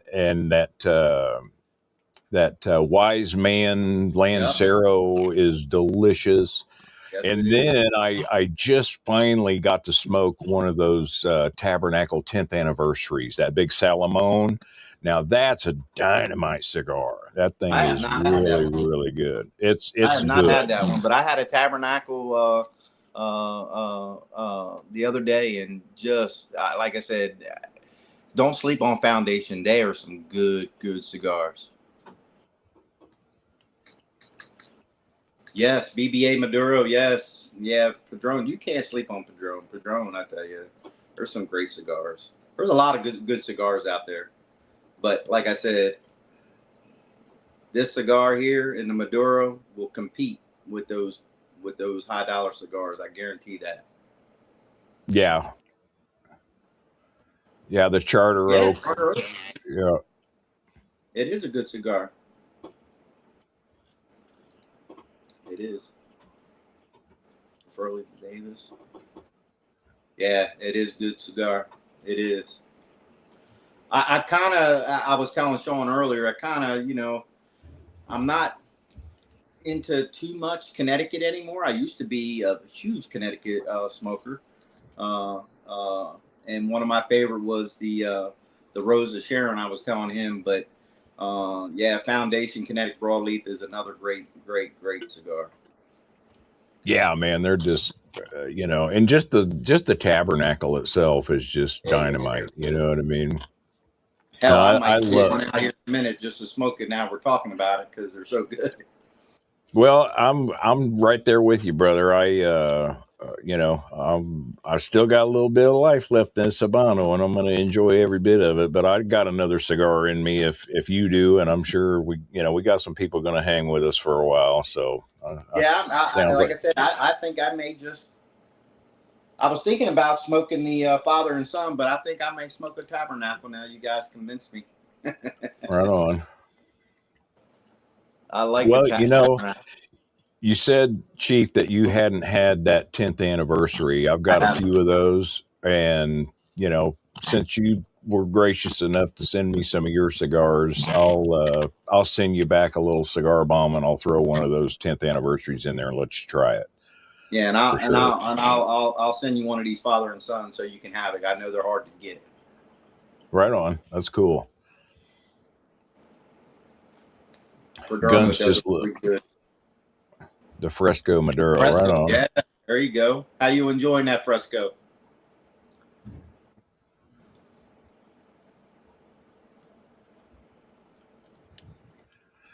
Well, to answer the question myself, I would have to say that my death row cigar would have to be the Opus X 20th anniversary God's Whisper. That, bar none, is my favorite cigar. Just the first cigar that really blew me away, and I love that Vitola. It's like that Figurado Vitola. Yeah. Oliva Series V makes one too that's really good in that Figurado. Yeah, in fact, that's my favorite. My favorite one of the Melanio is that. Yep. And in fact, the new Rare Pink Black. Yep. They had 4 that came out, and I was lucky to get a bunch of those. And I got a box of the Black Panthers, which is that same Vitola as those other ones. And that's a dynamite cigar. It is. I tell you what. I tell you, for me, I prefer the black over the pink all day. Oh, me too. I've had a few of them. In fact, I still think I've got like a couple of sophisticated hookers left in there and stuff. But I didn't really get into the pinks that much. But that new black is just dynamite. It is. It doesn't need any age. I mean, it's good to go right out of the box. You know what I mean? And right on. For Father's Day, right on. So for all you guys, we're smoking it all the way down to the nub. So here's that burn on the Habano. Yeah, mine's still smoking fantastic. Nice burn, just a nice smooth cigar. The El Septimo. I have not had many El Septimos. I have not. We don't have anybody around here that carries them,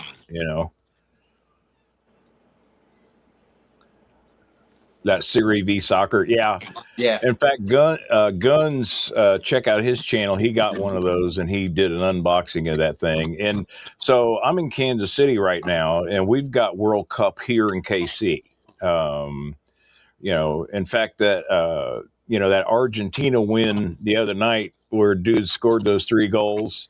Oh my God. And it's just nuts around here. And I've been trying to get out and try to go and find some of these people from overseas that, might be at some of these lounges and stuff. In fact, I'm probably going to do that next week.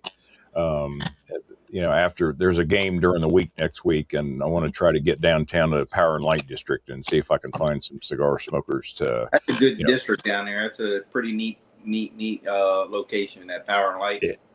It really is. She's got some good cigars too. Yeah. I tell you, I was on a kick with Karen Berger probably about 5 years ago. I smoked a Karen Berger, and we were talking about Connecticut Jade, and I smoked a Karen Berger Connecticut, and man, that is a super smooth cigar. So I'm a fan of Karen Berger. I tell you, she really does. She has a really good line of cigars. I've not tried any of her stuff. I know Marvin, really likes the Karen Bergers. In fact, I'm expecting a package back from him. Hopefully he'll throw one of those in there. I can try it. But yeah, I was a big fan. I was buying them by the box probably 5 years ago.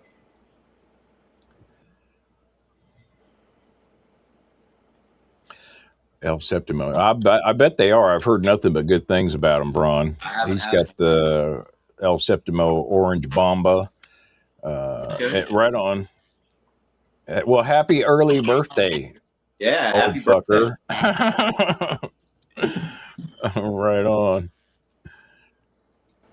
Bobby says he loves Queen Burger sticks. Right on.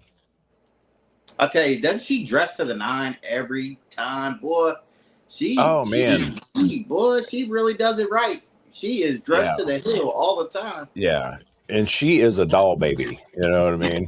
She's a good looking woman.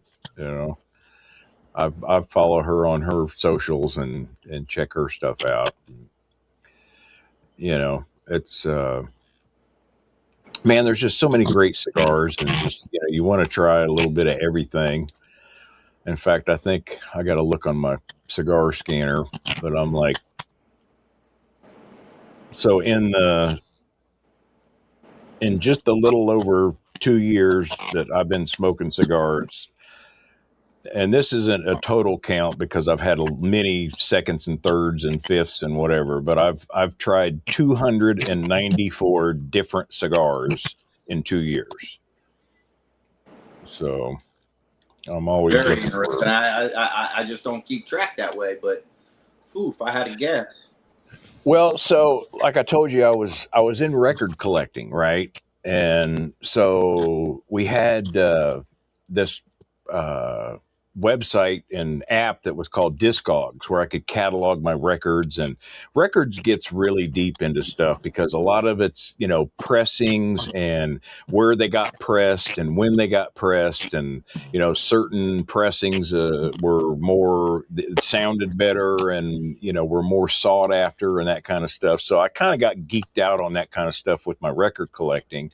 So when I started doing my cigars, I got into the cigar scanner and using the cigar scanner to log and journal and catalog and inventory all my stuff. And I've been religiously doing that ever since I've had it. And so I can go back and I can tell you exactly when I smoked a cigar and look up notes about it, or how I liked it or I didn't like it. I can rate it. And then even like, I keep track of like when I send cigars out, I sent one to, Manny on this date, and I sent one to Marvin on this date, and I sent one to Guns, and I can keep track of the record of the cigars that I've shared with people. Yeah. And a lot of that too is, I'm always wanting to try to send them different stuff, when I do. But I like it. I use it a lot, and every once in a while, and in fact, being that I've kind of broke everything down into multiple humidors, it's made it a lot easier for me to go back through and redo my inventory. In fact, you might check it out, Chief. And this has been a little while ago, but I did a video, and it's been my most successful video. It's got over 4,000 views on it.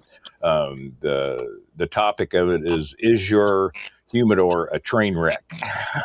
And I went through and showed how I went in and redid everything and reorganized everything and got all my inventory all right on my cigar scanner and stuff. So yeah, that's some organizational skills right there.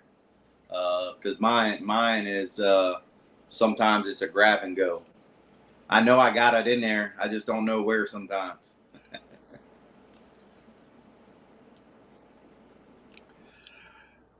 you think you're the elder statesman? I don't know. Bobby might have something to say about that. I don't know. Hey, I was saying earlier on the channel, my poppy's 82, and he gets it in every time. He gets out on his porch and he lights them up. Yeah, that's awesome, man. I want to be that guy. I really do. I mean, I know that this is something that I'm going to do and I'm going to enjoy for the rest of my life. And, I,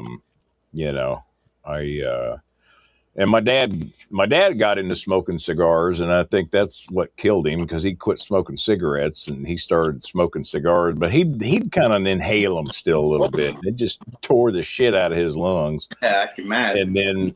And then my grandfather, Terry, his dad used to chew cigars back in the 50s. Yeah, some of them old timers, they just keep them in their lip and just chew on them all day. Yeah, just chew cigars. Yeah. Don't smoke it, just chew on it. Yeah, and Grandpa was a barber. He had his own barber shop down on 12th and Vine down in Kansas City back in the 50s, 40s and 50s. And yeah, he'd always, and they were, the well-dressed men, always had the button-up shirt and the Pomodoro hats and all that Fedora. stuff. And, or the fedoras, yeah. And but yeah, Grandpa always chewed on them. I was like, oh, what are you doing, man? I didn't know. Awesome. Nice. Well, I think I'm going to grab me another cigar, and I'm going to hit my restroom, and I'll be back in like 2 minutes. Right on. You do your You thing. I'll keep keep them busy, and then it'll be everybody my busy. turn. I'm still nubbing on this for a minute. All right.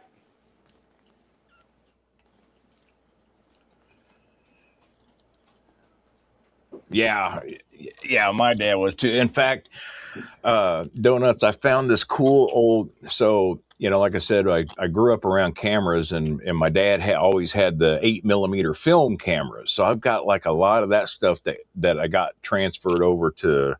Uh, VHS tapes and stuff, and then I had it in digital. And I'll have to find it for one of the next shows. But it's a video, a film, it's a movie of me when I was a little kid, and it was Halloween time, and I had like a rain slicker on and this big old black, like Seaman freaking beard and galoshes, and I had one of my dad's pipes, and it was just hanging out of my mouth and shit, And dude, I had to be like, I don't know, maybe 3 or 4 years old. I was really young, like probably the first time I ever went out trick or treating, and I was, had one of my dad's pipes in my mouth.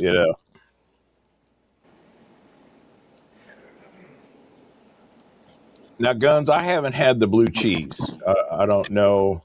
Um, I don't know. I know Marvin's said he likes those. I have not tried the blue cheese. Nobody around here's got them, and I just haven't pulled the trigger on trying to order anything. I've just been ordering so much stuff, man. Jesus, I've been really wanting to get. I think I finally got my Johnny Tobacco Maduros are coming, and then I just got some of the Dunbarton, the DX. I think it's the DX 35s.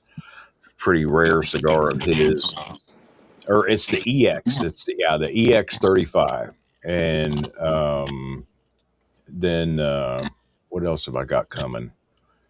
I don't know, just bunch of shit. I got to stop. I have got to stop. And good God, I freaking I spent a shit ton of money this week on shit. In fact, when I go grab my next cigar when Chief gets back, I'm going to pull these bags out and show you all the shit that I got from this Opus Fuente drop at Cassie's joint. And oh my God, dude, just some amazing sticks. Yeah, it was cool. It had my little plastic pumpkin and and my pipe. It was pretty great. Well, I said I was going to get a Tabernacle, so I got a 142. So if you haven't tried Connecticut Seed 142, it's a foundation cigar. Very, very, very good cigar. So I think I'm going to puff on this one. So I'm going to enjoy it. I like a Tabernacle. I like Olmec. I like Tabernacle. They're really good cigars. Yeah, definitely. In fact, I think I'll go grab me one here real quick. And did enjoy both of those, Chief, and thank you for sending those to me. I've definitely you got a customer for life. I've really enjoyed your stuff, and Well, I I'm will be glad you right back. enjoyed it. And I'm glad you gave Chief of the Leaf an opportunity to have you sit down and smoke it and give me your thoughts on it. And I hope all your people that are following your page and your channel give Chief of the Leaf a cigar a try. I don't think you guys would be disappointed. My favorite is the Maduro. But if you're not into Maduros, the espressos, the chocolates, try to give the Habano a chance. It's a really, really smooth cigar. What are you guys all smoking out there right now that's on the channel? I mean, we already went through 2 cigars. I'd be curious to see what you guys are all smoking out there.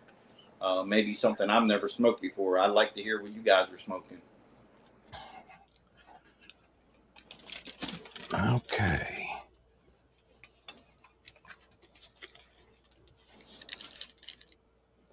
So, Sean, what'd you pick up? So this is that Foundation 10th anniversary. Okay. That's one I've never smoked. And that's a Solomon, right? Yeah. Yeah, this is I'm going to send you one of these. These are just dynamite.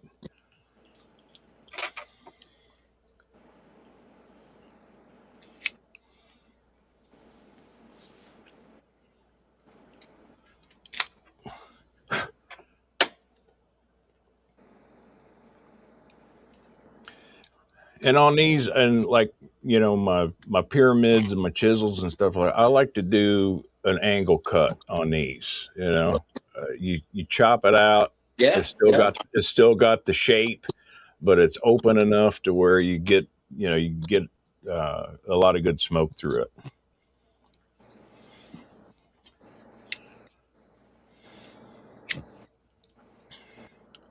But this is a really great cigar. Just super deep flavors and a lot of coffee flavors. I mean, really good, like Italian espresso. Yeah, I like those flavors.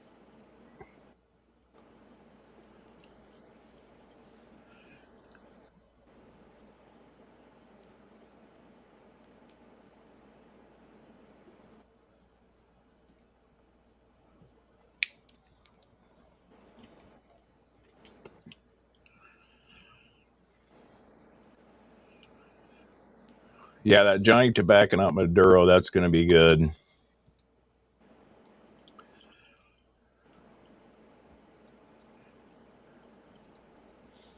Fran had the Oliva. Right on. Yeah, I'll tell you, Oliva Series B Milano is a very, very good cigar.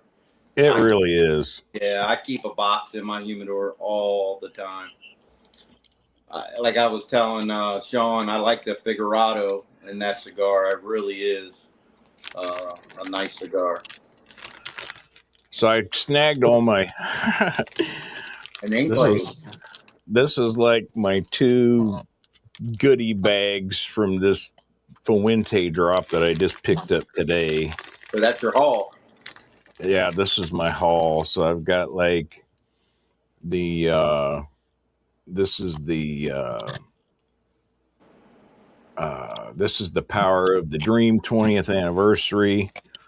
I got 3 of those.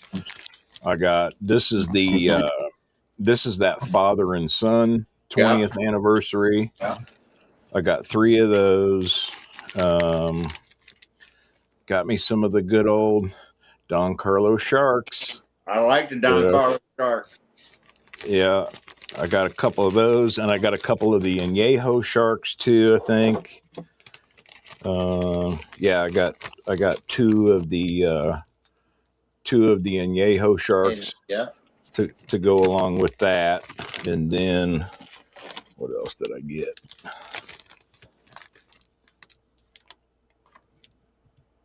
I got a couple of the Casa Fuentes, and these, she said, these were actually from 2022, so these got some age on them. And she said she got those because her rep had mixed up and didn't get her rare pinks that she was supposed to get, so he sent her some of those.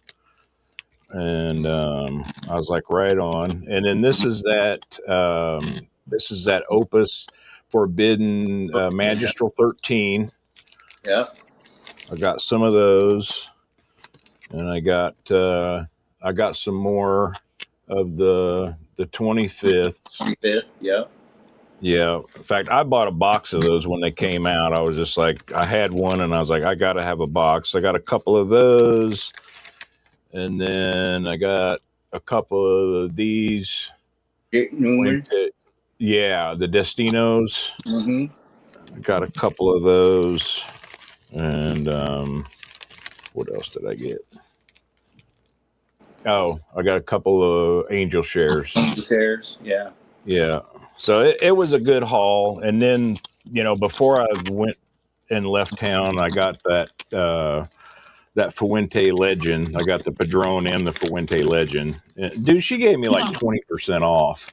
So I was like, okay, I'll do that. I'm not going to pay full price for that cigar, but if I can get both of them and get a good deal on it, I'll just go ahead and do it. Well, it looks like you got your box is filling up. Your Opus X box is filling up. Oh God, it's overflowing.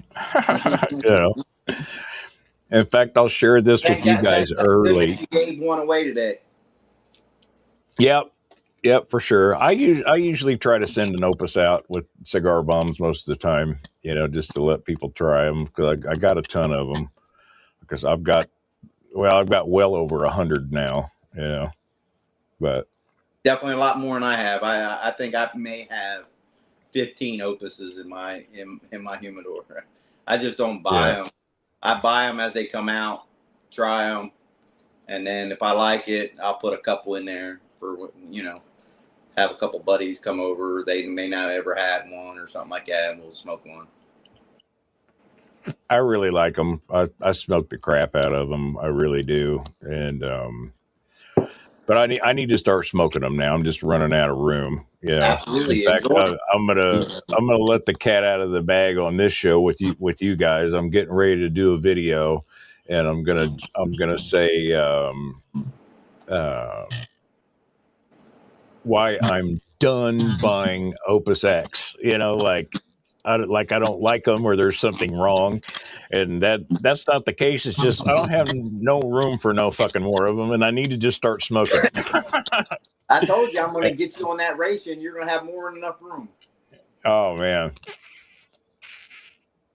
Yeah, I may have to think about maybe saving up some scratch and doing that for Christmas. Maybe, I don't know. Yeah, I'll tell you, I picked this one up on. I picked this C230A as an overflow for $550. Damn, $550. It's a $2,000. My humidor is a 2800A, and mine will hold close to 2,000 sticks. And that's like a $4,000 humidor, isn't it? Three or four grand for that baby. Yeah, I've looked at those. Yeah. But I tell you, it's a set it and forget it though. I've had it and I love it. And so much where now I want to have another ration just to put my stock in and actually let them sit and rest before I ship out. Yeah, that's great. Get a little personal aging on them before you ship them out. Exactly. Everybody just get them and let them acclimate a little bit, and then they're even going to have even more age on them and be even better. Absolutely. Man, in fact, this thing, I was smoking it and I tipped it back, and the band just poured off of it. It just poured right off of it. And that's what you want. That's what you want. That's what yours did too, for sure. That's what you want. You don't want it to stick to your wrapper. That's for sure. Yeah, I hate that. Yeah, those Destinos, they are really good. That's I don't even know what the blend is on that, but that and I got the smaller ones. I think it's a Robusto, and man, that thing is it's tasty. I'll tell you, we're sitting here talking about some value sticks. Has anyone ever tried? They're made in the same factory as a Davidoff. It's called Griffins. You ever had a Griffins?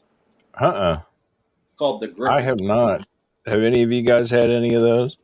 So it's made in the same factory as a Davidoff, but it's at I would say a third of the price of a Davidoff, and it's actually a pretty darn good cigar.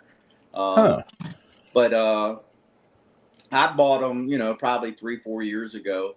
So I probably have some in my humidor that's been sitting there. I'll probably throw one in for you when I send you out the father and son. But Sweet. It's for the money, it's a really decent cigar. And that's kind of what I try to find sometimes. Like, what you're getting with a Toro Fuente. You know what you're getting with Padron. You know what you're getting with, some of these cigars. But when you can find a cigar at a third of the price that compares to them, that's when I think I hit the lottery, right? I think I hit a jackpot. And sometimes I try to search for those value sticks that can compete with a higher dollar cigar. Yeah. Well, yours is definitely right there because you see a lot of what I smoke. I smoke a lot of 18, 20, 30, $40 cigars on the reggie. You know what I mean?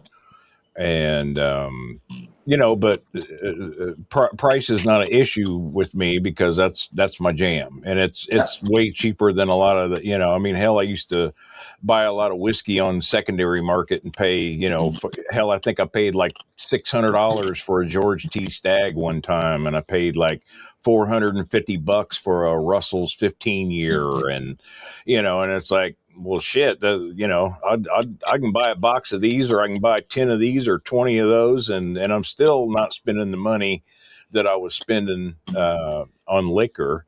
Yeah. In fact, since I've stopped drinking whiskey, I've been putting the same amount of money back that I would normally spend in that span of time.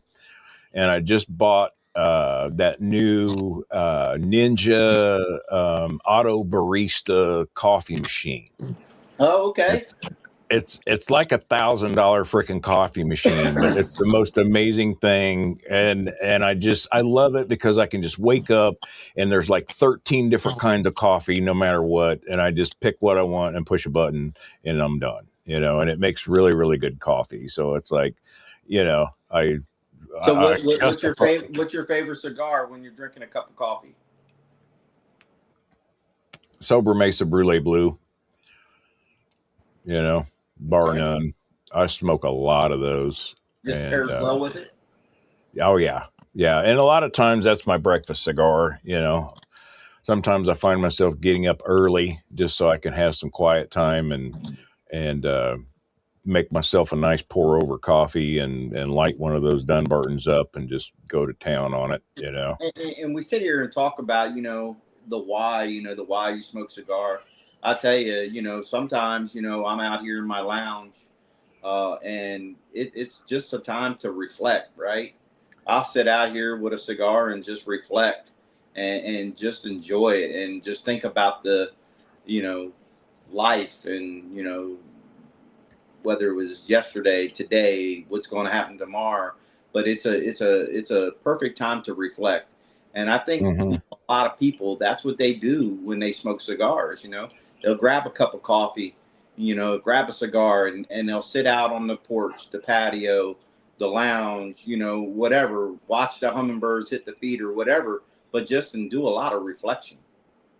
For sure. You know what I mean? It's a good way for me to just, because my brain don't ever shut the fuck up. You know what I mean? It just goes a million miles an hour. And it's one of the few times where I can kind of stifle my own brain, and calm down and not have to have thoughts racing through my head, because it allows me to just push everything aside that I normally would worry about, that I normally would have to pay attention to, that I normally have to focus on, and be free of that for a moment, Yeah. Guns saying the Gray Cliff G2. That's a good value stick there too. There you go. I'm a budget stick guy sometimes too, Donut. I definitely love to find the hunt of an excellent value stick. Xeno. I haven't smoked very many Xenos. Not real familiar with them. Label, right? Yeah. Mm-hmm. Right on. Are good, yeah. Hey guys, look who showed up. It's Ray with Ray's Cigar Lounge. Now, Chief, Ray, this is Chief with Chief of the Leaf Cigars. This is one of my buddies, Ray, and everybody congratulate Ray. Ray just hit 500 subscribers on his channel. Huge, huge accomplishment. My hat's off to you, brother. I'm so happy that you hit that milestone. You know, now you can start getting monetized somewhat. You know, you're at that 500 mark now, so you've kind of got over the hump. And Ray does a show on Saturday nights, you know, same kind of thing like we're doing here. We just sit here with him and chill out with him and his buddy Hawkeye and you know, a few other people. And he's been having some really great guests on his show lately. And you know, definitely worth a watch. But man, just you know, I'm so happy for him because it's tough, you know, and you want to grow your channel organically, you know. I had a buddy of mine that had a real successful channel, but it was more like, you know, how to mechanic stuff. And he gave me some advice, and he was like, don't tell anybody about your channel. You know what I mean? Don't tell your friends. Don't tell, because those people are not into what you're into. You know what I mean? Story. And the algorithm, you know, when you have those people coming in and watching your channel, and they may watch a little bit of it and then peel out, and they may watch one episode and then they're done or whatever, it confuses the algorithm. So it doesn't really know what your audience is. And the whole thing with building an audience is to grow it organically. And Ray's taken his time. He's been very careful with how he does his content and how he's progressed on his channel. And just way to go, brother. I'm so happy for you. Yeah, congratulations, man. Hitting 500 is a huge milestone. Like I said, I just got started myself. I think I just went over 400 on Facebook, and you know, 500 is coming up quick, and you want to make sure you have the followers that are into what you're into, right? And that's you know, my followers are cigars, and I don't just talk about my cigar. I like talking about all cigars, right? I like talking about humidors. I like talking about, you know, cutters. I like talking about lighters. I like talking about, you know, when do you do a punch? When do you do a V cut? When do you know, all these different things, you know, is what I like to do. I like to talk about the Madura wrapper. I like to talk about Habana wrappers, Connecticut wrappers, right? Yeah. I want to talk about all these different things because that's what I'm into, and that's the followers that I try to have on my channel as well, is people that are into cigars, want to know more about cigars, want to know about different cigars and things like that. That's what it's all about. Yeah. Yeah, and just, you know, your experience with them and things that you've enjoyed and you know, sharing the dog turds, you know, the ones that you don't like, you know. I don't usually ever try to bash anybody on something, but man, if I don't like something, I will let you know.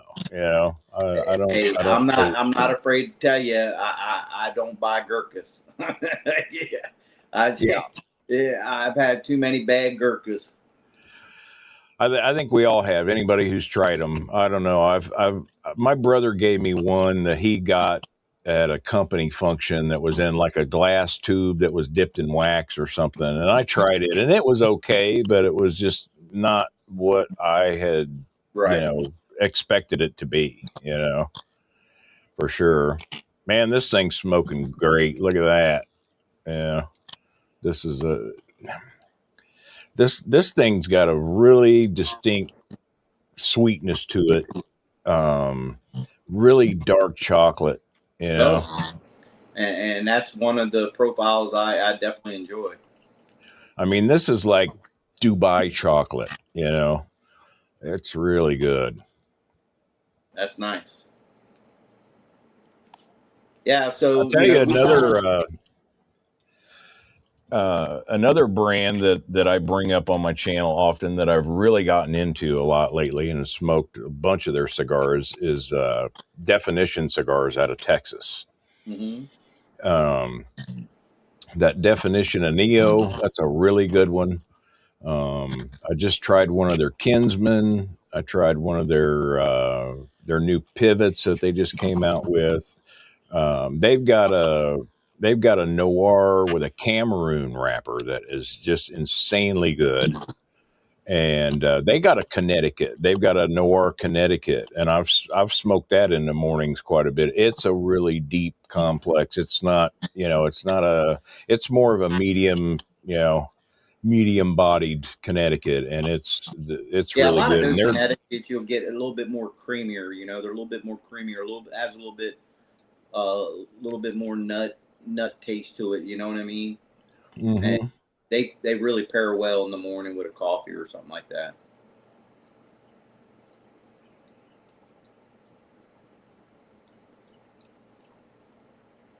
Yeah, and I drink so much coffee now that I quit drinking. Even more so than I did. Well, that's But good, man. I'm excited for you. I'm proud of you. Like I said, my family they've had some struggles, and I was very fortunate. I never got on that wagon, but uh, uh, I've been around it all my life, and I had a lot of death in the family because of it. I will say. So yeah, I'm proud of you. Like I said, I was thank you.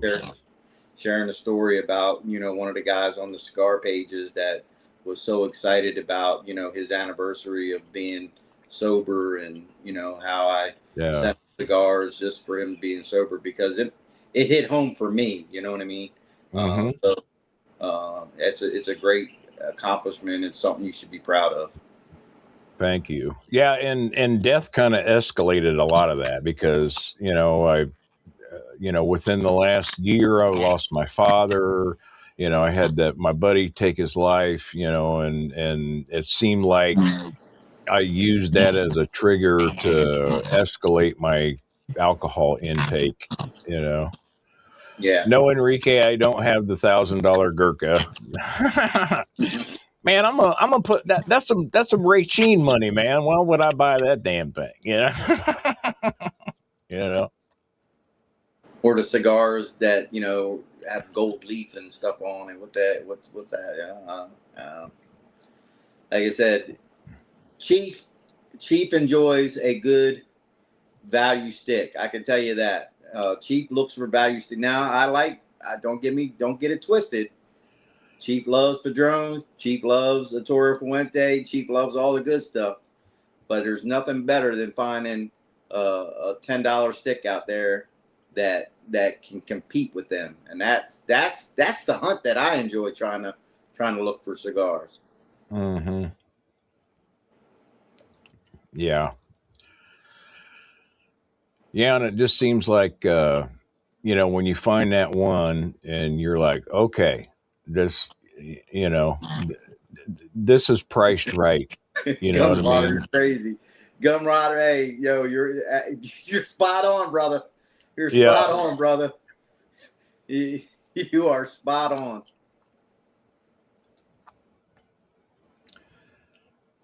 Well, thank you, Manny. Yeah, I'm doing good with it, man.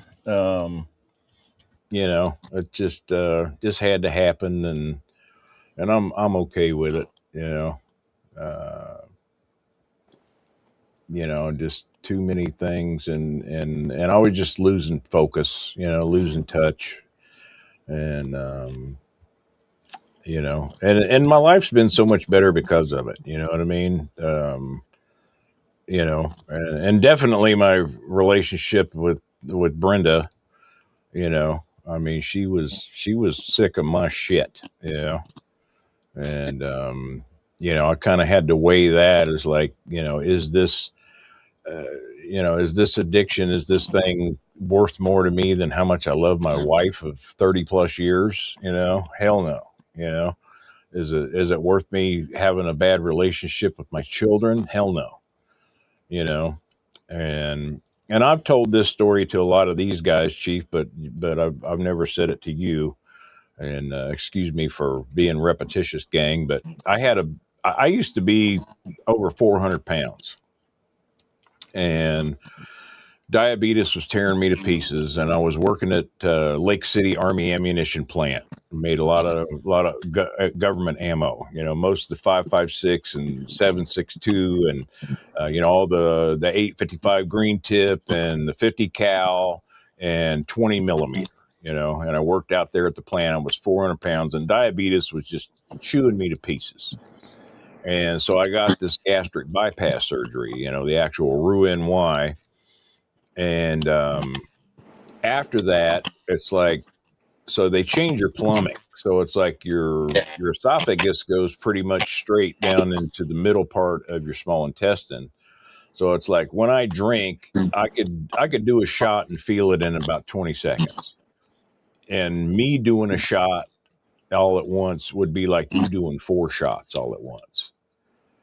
And because it was just pure alcohol going right straight into my system. It wasn't getting filtered out with stomach acid or any of that kind of stuff.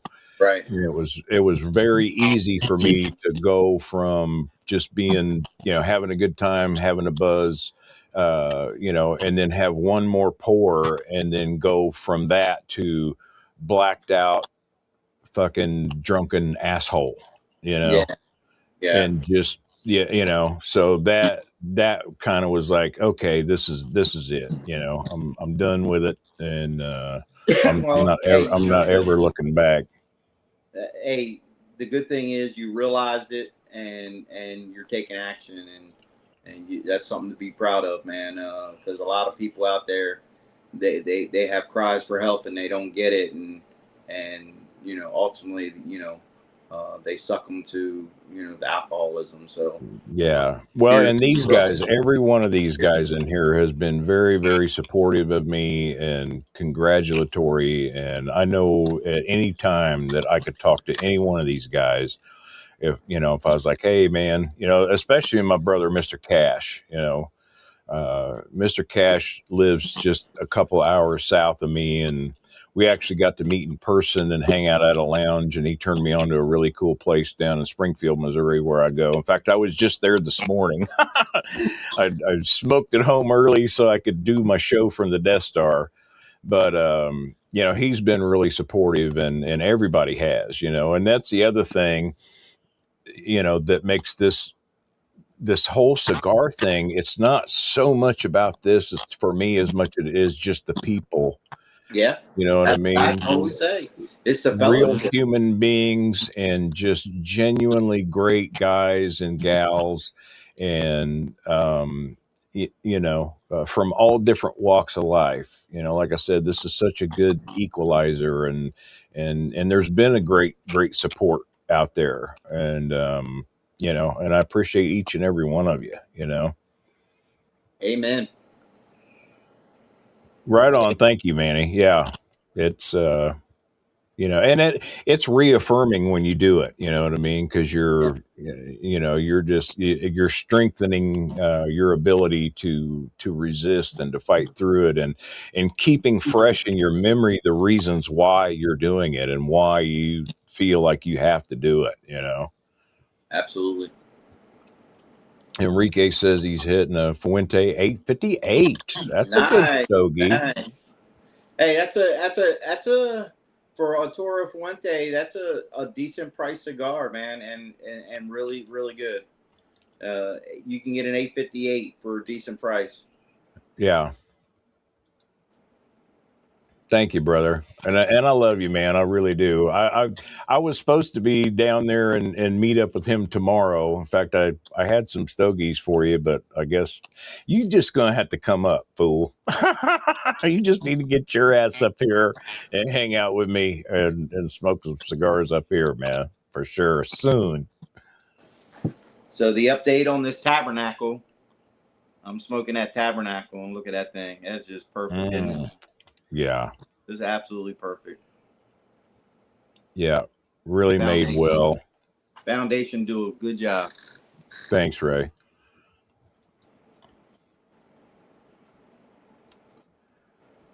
Nice. Yeah, I mean it's hard to go wrong with a Fuente, man. I don't care what it Yeah, is. I'm in You agreement. know, and now I'm not super versed in the Cuban world. I've had some good ones. In fact, probably one of the best cigars I've ever smoked in my life was Partagas Serie D number 4. Yep, The number 4s are the good. the smoothest cigar, Yep. the best tasting cigar that I've ever had, and a good friend of mine, Toby, that lives up in Chicago, sent me some, and I got to try it. And but I've tried some other ones. I've tried some Cohibas, and I've tried like some H. Upmans. And Marvin sent me one of the Bolivar Belicosos Finos. I tried that. But I'll tell you what, man, there's so Nicaraguans are many. beaten.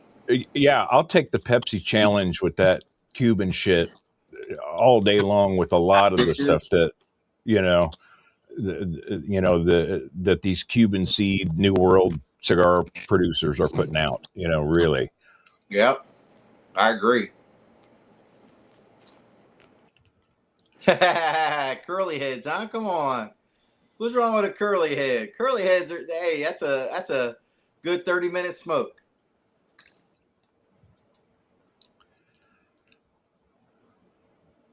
Tell them which one you're smoking. Yeah, so it's the Connecticut seed. So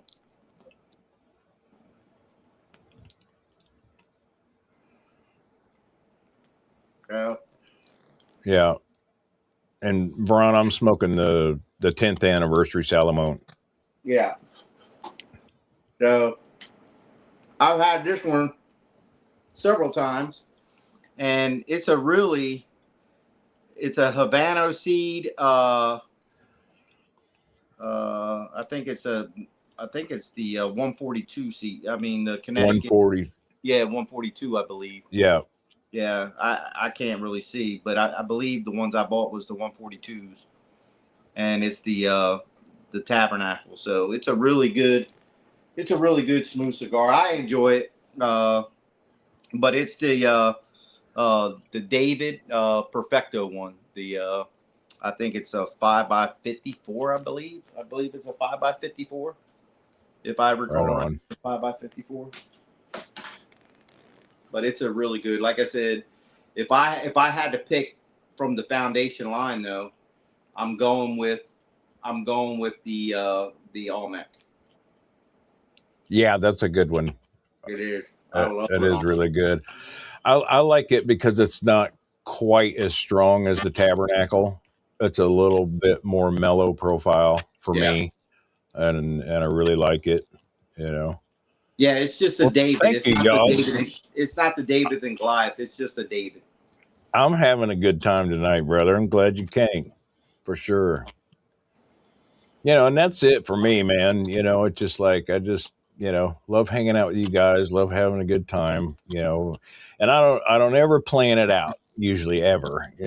I mean, tonight, of course, having Chief on with me, has been such a great honor and pleasure for me, and to introduce him to you guys, and his great cigars that I've really been enjoying thus far, and I know you guys will too. You guys that ordered some stuff from him or going to get some stuff from him, you will definitely see what we're talking about.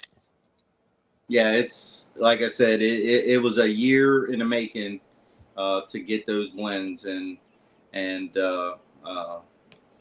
it, it was a journey. Let's put it that way.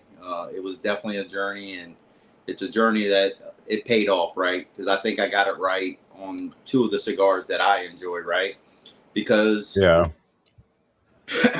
I really got into it because I wanted my own cigar, and after probably 10, 11 months ago, I would hand them out to a couple of my buddies, and they're like, "Wow, what is this?" Because I didn't put my label on them at all. I oh was just like, gotcha, "Hey, just try this," and they're like, "Man, what is that?" I said, "Do you like it?" "Oh yeah, this is really nice," and then I went back to the, my grower, and I said, this is the blend that I want.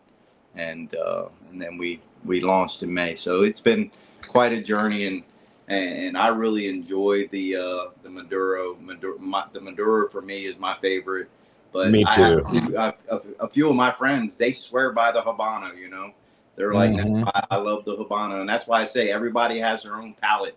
That's why this sampler packet's out there, so you can try the Habano and the Maduro and see which one your palate enjoys. Yeah, for sure. Gunn says, remember Cuba lost all their tobacco to disease and they imported plants, so you really can't get Cuban cigars anymore. I did not know that. Yeah, and a lot of times, they're taking the Cuban seed anyway, and they're growing it in Nicaragua anyway. So The Pascal. What's up, Brandon? Glad you could make it, bud. Hope you're having a good week and good start to your weekend. Yeah, yeah, Ray, you definitely want to try some, bud, for sure. I mean, and just take a look at the costs. It's price point is very, very reasonable for what you're getting, man. I am not bullshitting you on that. yeah. Like I said, I hope you guys at least try it, give it a shot. And like I said, in the Air Force for 35 years, nothing more than I like is feedback. So, hey, Sean, I appreciate your feedback. Like I said, I wanted you to try it before I ever even came on your show, because I want to Yeah, make and sure. I'm glad you did give me that opportunity, because I did, I didn't want to be like, oh, this is the first, because I say this a lot. It's like the first time you smoke a cigar, I don't even try to come up with like tasting notes and stuff the first time that I ever smoke a cigar. You know what I Right. mean? It's like I really can't speak for this because I haven't had it more than once, and I don't quite know exactly what I'm getting or not. Yeah, I knew it was a good cigar, but I wanted to have a couple of them so that I knew, I could repeat and revisit and rethink about what I was tasting and smelling, and then, still had a couple left to send out, so that's really cool. Well, I was glad we were able to definitely link up and not only share the cigar, but share the fellowship, right? Because Mm-hmm. to me, hearing your story offline and online, because I learned a little bit more about you online as opposed to what I understood Sure. about you offline. So I actually enjoyed the company. I enjoy your Man, me too. followers. They all, I love the input, right? I really enjoyed when your followers were putting some sticks out there that I may not have Sure. tried or something like that, and said, "Hey, try this." Yes. Hey, that's what I really enjoy, right? That Yeah, fellowship and 100%. hearing their stories and knowing what they do. One guy being a cop, the other person, being working in the concrete business, and just all these different things. It's really cool to hear other people's stories. Right on. Brandon Hey, said he had a rough week, but he's enjoying a La Bijou. oh, that is a great stick. That's one of Chief's favorites. That 1922 is on point. I personally, that's my favorite. My father's cigar. That's my favorite. That's my personal favorite because it hits me uh, differently than the blue or the judge or whatever. But man, Mm-hmm. that 1922 is a very, very good cigar. I'm glad you're enjoying it, Brandon, because every time I have a 1922, I enjoy it just as probably as much as you are. Now, Chief, getting into some other brands, have you had any Lamperts or Ferriotagos? No. No. Right on. That's something you need to try for sure. There's some really, really good cigars being made, by Michael Herklotz and Steven from Lampert really make some really good stuff. They make a little cigar called the Ocean Breeze that's really good. And last year, the 2025, so Lampert did a Limitada, limited release 2025, and that was bar none my favorite cigar of the year that year for sure. Okay. I like it. And I got a bunch of those, and I'll throw one of my favorites. I'll send you an Elegancia, and I'll send you. I've got some of those Lampert Limitadas left. I'll send you one of those. Awesome. I appreciate it. That's a pretty rare stogie to get. That thing was gone quick, but it's good. Yeah. In fact, I haven't 100% locked it down yet, but I've been emailing back and forth with Michael Herklotz, and he wanted to wait until after Father's Day because he's been traveling a bunch, and then he wanted to get together with family on Father's Day. But in an upcoming show soon, going to have Michael on the show and talk to him about his Ferio Tego stuff, because that's one brand that he's got kind of a core line stuff that's called the Timeless. That's got some really, really good blends, and then like his Generoso and his Elegancia, and some of those are really delicious sticks. Now, one of my friends, he introduced me to a cigar I'd never tried before, and it's a line, and maybe you know the line. I kind of forgot it, but it's based off of cards. So like it'll be like full house, flush, aces, kings. Not familiar with that. Does anybody know what he's talking about? Yeah, so I tried it. It was a couple months ago, 2-3 months ago. Guy said, "Hey man, I'm going to give you a couple of cigars. I want some feedback on it." And so the Full House was a pretty decent cigar. Now the Jack, I didn't. Yeah, it wasn't my profile. But the Full House was a nice cigar. But I don't know if you ever heard of that line or not. I had not. I'll have to research that. And there's another one these guys are pulling up here. So Avowed Cigars. Enrique and Yaws are talking about the Avowed. So Avowed, the 11.25. That's a dynamite cigar. They're have just been kind of putting out some amazing sticks that they're different. You know what I mean? They are new and refreshing, and kind of along, surprised my palate. Like your cigars did for me. It was something that I didn't know that I even wanted some until actually had somebody give me one. Marvin sent me an Avowed the Vow, the 11.25. I'd never even heard of them before, and oh my God, they were really good. And yeah, Vron, it's like these hype cigars, and a lot of times they're good though. A lot of times they're so good, and that's why they're just like gone.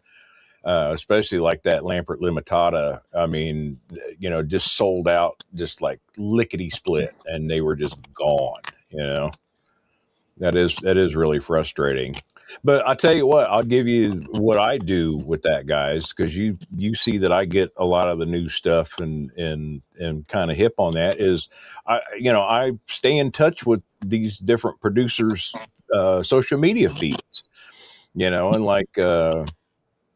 I talk with Steve Saka on his Facebook page a lot, and Steve Saka sent me cigars, and well, you're a big fan of his line, right? I am. Yeah, I heard you mention his line 3 or 4 times today. So. And but I watch their stuff, and a lot of these guys will be like, "Hey, this is getting put out, or this is coming out," and you know, you got to really keep hitting those feeds and keep checking them out to get in on some of those limited releases, because they're just gone. You Well, know. I think he was just at PCA and they just released something, didn't they? The Dunbar, you're Hmm. talking about Dumbarton, right? Yeah, in fact, I'm really looking for.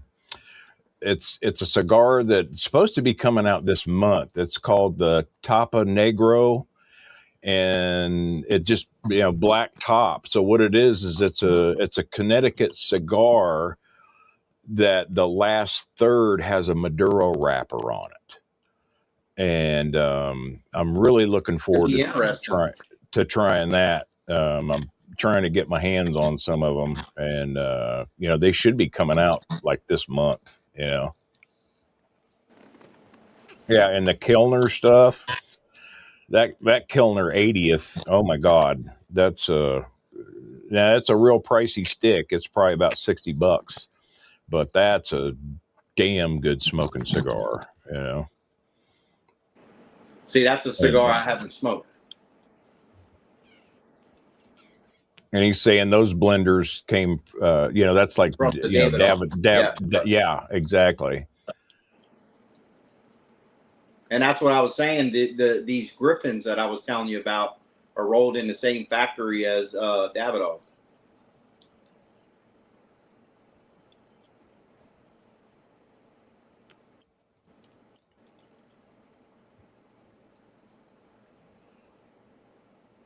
I don't know, Chris. Are you not getting the feed?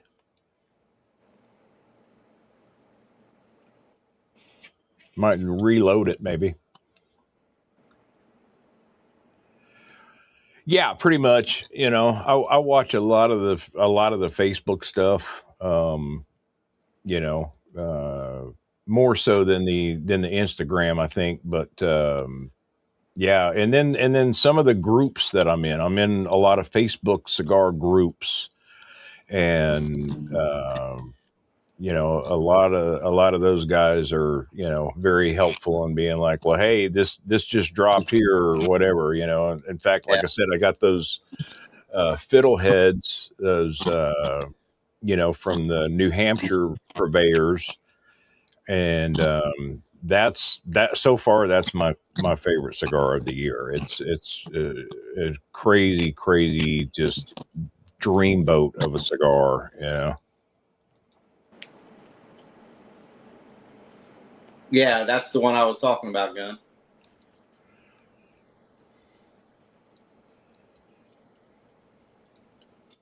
All right, on good, Chris. Yeah, Steve's doing a good job out there. Man, he is. You know, and a lot of people give him shit. You know, in fact, Marvin and I, a couple weeks ago, you know, we've been back and forth with the Dunbarton stuff, and I sent him like a huge Dunbarton bomb because I'm always talking about how I love those, and I've like changed his tune to the point where he's like, "Yeah, these actually are pretty good cigars," you know. And but we got into the discussion of, you know, he was more not into the cigars because of Steve's persona and just, you know, how he's just a no bullshit. This is what it Yeah. is. This is what it costs kind of guy. Yeah. You know, rather than going to the cigar and doing that, you know. But Yeah, Chris, I think you're spot on, man. It definitely has that cocoa chocolate flavor profile in it. It is very, very tasty. I'm telling you, it is. It's my nemesis. I can tell you that. I probably yeah, smoke 2 Maduras a day. man, yeah. And here's another good one, that Red Meat Lovers. You know, Yep, I've had a few of those. that's a good one. And they just came out with the Fratanga just this last year, and it was okay, but I like the ribeye. Just give me a good Yeah, old ribeye is good. Red Meat Lovers ribeye. That's my favorite Vitola on that. You know. Well, it does. You know, it really does. You know, but there again, you know, I like to trade cigars with people too. You know what I mean? It's like there's a lot of stuff that you guys have that I can't get or haven't got. You know, and I'm always looking to, trade some stuff and and share a little bit. I don't need to smoke 2 boxes of something just because I have it. If I can hook a brother up and you weren't able to get any of them, I'll be more than happy to share. Yeah, it's like this Perdomo father and son. I think they sold out in the first 2 hours or something like that. And yeah, that was uh, wasn't it that smoke in thing or whatever they had that Guys the had two it. guys. Yeah. Thank Yeah. you. 2 guys. And yeah, it was going, and especially the Maduro, you could get the Connecticut, for a little while. They were still available, but that Maduro was gone like right now. I think he said that thing sold out in like 2 hours. Yeah, I was So, able to, like I said, I was able to get a dozen of them, and I tried one a couple weeks ago, and it's pretty good. And I put a couple in a dry box to, like I said, I dry box one of them. I'll send it out to you.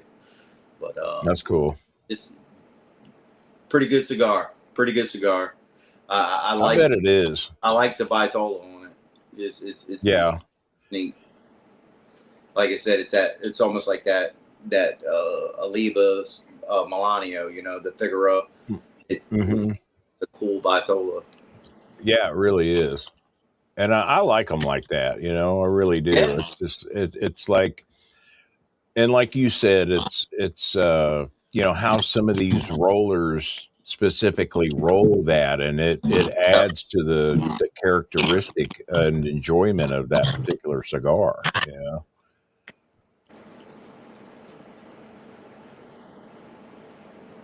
Now, Enrique, that's one I've never had either. I haven't had any of the Stoic cigars. Chief, have you I had have those or not. heard of those? No, I've heard of it. I've just never had it. Yeah.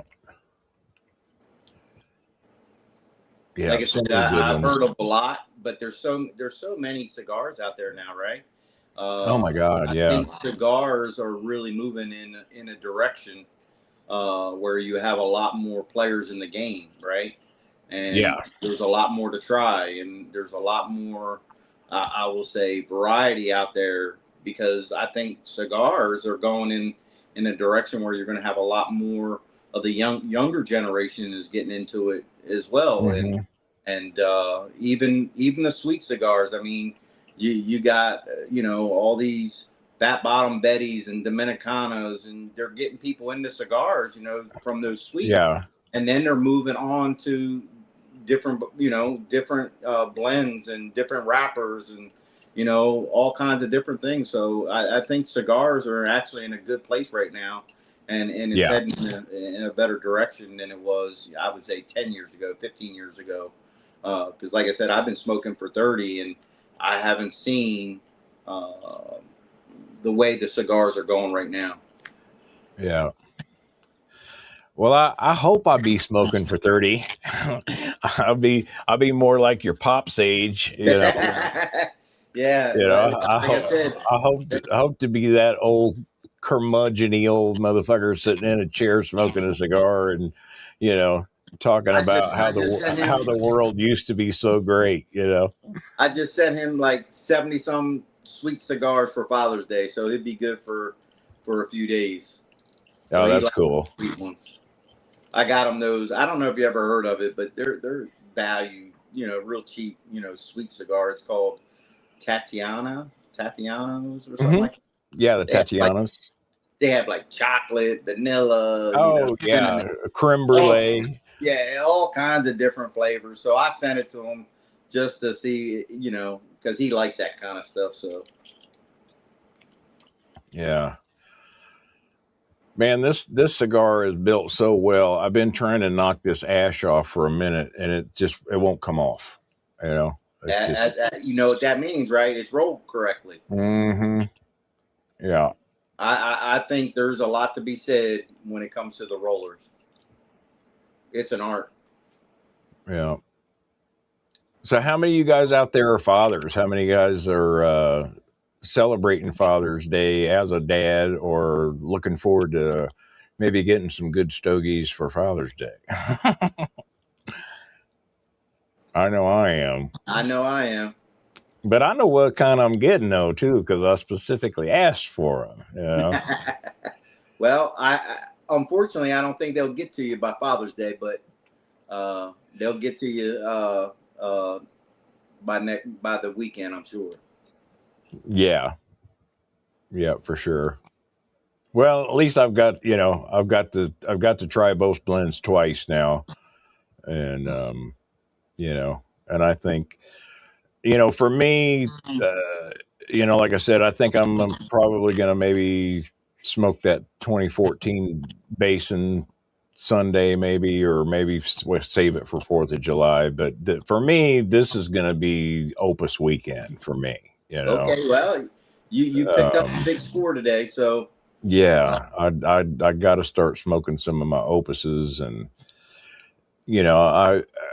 I kind of got in that mindset for a long time, Chief, that it was like, oh, get this and, save that for a special occasion, well, really for me, the special occasion is waking up on this side of the dirt, and, watching at my age and seeing how many people I've lost and how many funerals I've been to and how many freak things that have happened where just 1 minute somebody's there and 1 minute they're gone. Every opportunity to smoke a cigar is a special occasion. You know what I mean? And couldn't that's agree more. kind of why I've stocked up on a lot of the stuff that I have, so that I can just smoke that all the time and then just enjoy it all the time. And and just be thankful that that I'm still alive and that I'm still here, and that I'm truly blessed, and I got great family and great friends, and and being Now you able have to a great community of people that enjoy that fellowship, and that's what it's about, right? Getting together yeah, and smoking a cigar, telling your story, and sharing, the love and the passion of the leaf, right? That's what it's all absolutely, about. yeah. And I did. So Enrique's got two boys. So my son Brandon, he's 26, and when I built my Death Star cigar bar, it's also his poker room, because he's got buddies that he works with that come over on Sunday nights a lot of times and play poker. But I sat him down, and I think the first cigar that I gave him was Monte Cristo #2, A New World, and he smoked it a little bit, but he's got really bad allergies. He doesn't like have asthma or anything, but it just tore him up, So that's something that I don't get to share with my son, is my love Yeah, for cigars and stuff, because he just can't do it. sure. Well, I've had the pleasure and of the camaraderie of all the people I served with. Uh, we still get together this day. Every August, Chief heads up to Delaware, and we go out on the Delaware Bay. A bunch of old retired chiefs, get out there on the Hmm. bay on a little party boat, and we get out to the sandbar. We got everybody brings a different box of sticks, so it's about 5 or 6 of us, and we all bring a box of something different. And by the end of the weekend, we probably got 20 sticks in it, each of us, in the 4 days that we're together. So we're smoking like 4 or 5 a day, 6 a day, or something like that. So our lungs are shot by the time we get home from guys' weekend. So, but that's Oh, what I I bet. enjoy, man. Just telling war stories. Talking about the good old days back in the American Legion, smoking a cigar, eating shrimp and ribs, and Oh smoking man. cigars, and having these old smoke eaters in the ceiling, and Oh it's yeah. some fun times. Well, our last show that I did, we talked a lot about crap that was stuck in your brain. So we talked a lot about, like, Saturday morning cartoons and old games and Yeah. like Schoolhouse Rock and stuff like that. We shared a lot of those memories on my last live stream that I had with everybody. Yeah, Awesome stuff. Braun, I haven't had any of the El Septimos. So get it. You got my email. Get on my email and I'll do a little swap with you. You can send me some El Septimos because I can't even get them around here. And I'll hook you up with some Dunbarton stuff and I'll send you an Opus. Deal.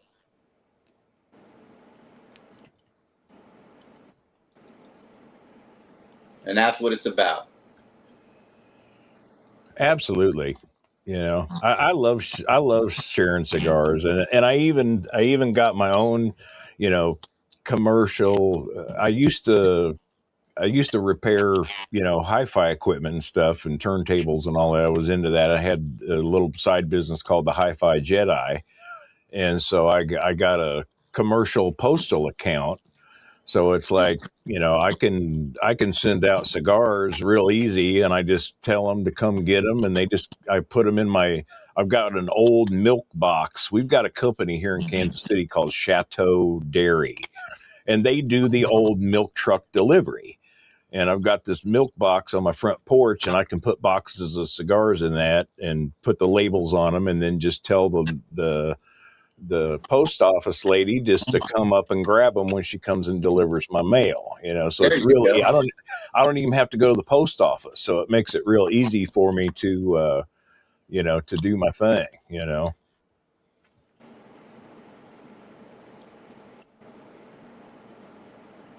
Impresso Shiba. I don't know what that one is either. I've heard of it, but I've never had it. Man, that's one of the things I'm actually going to do Saturday afternoon. I got my boat all cleaned up and ready, and I'm going to go pick up a basket of crickets so I can catch some bluegill for bait and some minnows, and I'm going to go catch crappie and flathead. I'll probably end up fishing till the wee hours in the morning on Saturday. So, Good stuff. yeah, Yeah, and happy definitely. Father's Day to everybody. As I finish up this cigar, I'm gonna probably get off, but I really appreciate everybody tuning in and hearing the story about Chief of the Leaf Cigars and really enjoyed the fellowship, and get to hear some of your guys' stories and things like that. But I hope everybody out there that's a father, I hope you have a great Father's Day. I hope you're able to set some time to the side and light up a stick of your choice and just reflect, right? Reflect on all that we've been given, right? We've been given a lot of good things in life, and Yes, we have. I was blessed to be able to share three sticks with you all today.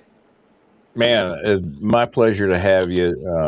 And I'm so glad that I found you and that you reached out to me on Facebook and told me to try your cigars, and you sent me some, and I really enjoyed them, and definitely going to be enjoying a lot more of them moving forwards. But yeah, it was really great to have you, and you're welcome back anytime.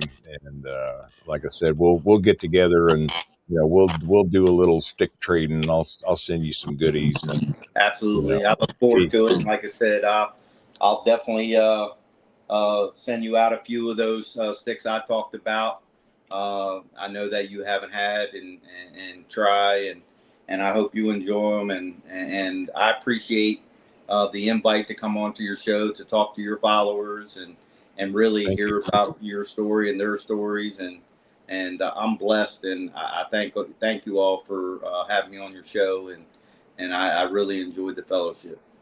Right on. Well, thanks for coming, and happy Father's Day, and just hope you have a good success with your business, and any way that I can be in a capacity with that. I definitely am going to get Cassie some of your sticks and talk to her about putting some in her shop because they would definitely go over well on Lee Summit. I guarantee it. Awesome. Well, I appreciate that, and like I said, I appreciate more of the fellowship. And like I said, hey, Guns Water, that's right. Cheat 10 for all you guys out there. Make sure that if you get on that website, I just started the website in May. I'm doing a blog. I have in the blog, I have the Chief of the Leaf story, how it came about. Talk a little bit about the Maduro and a Habana wrapper, the difference in those wrappers. So I'll be putting some different blog stuff out there. I try to put at least a blog every month. So hopefully Right you on. guys get on there and you enjoy it. And hopefully I can get on again and be on the other end of it and just listen to everybody's stories that on your future guests that you have on. I really appreciate it. I enjoyed it. And what they say, pasita, put some smoke in Right the air. on. Yeah. Well, man, thanks for coming. God bless you. Thank you for your service, sir. We appreciate you. Hey, we appreciate it, and it's my pleasure. And I can't tell you, I thank you for your support. I really do. You bet. It means a lot to me. Yeah, we'll be in touch. All right, you guys be safe. And again, Pasita, and thanks for all you guys support, not only to my channel, but to Sean's channel as well. It was a pleasure to meet you guys, and I wish you guys nothing but success, and I hope you all the fathers out there have a happy Father's Day and take a minute to reflect. Thank you. All right, you guys take care, be safe. Chiefs out. Later.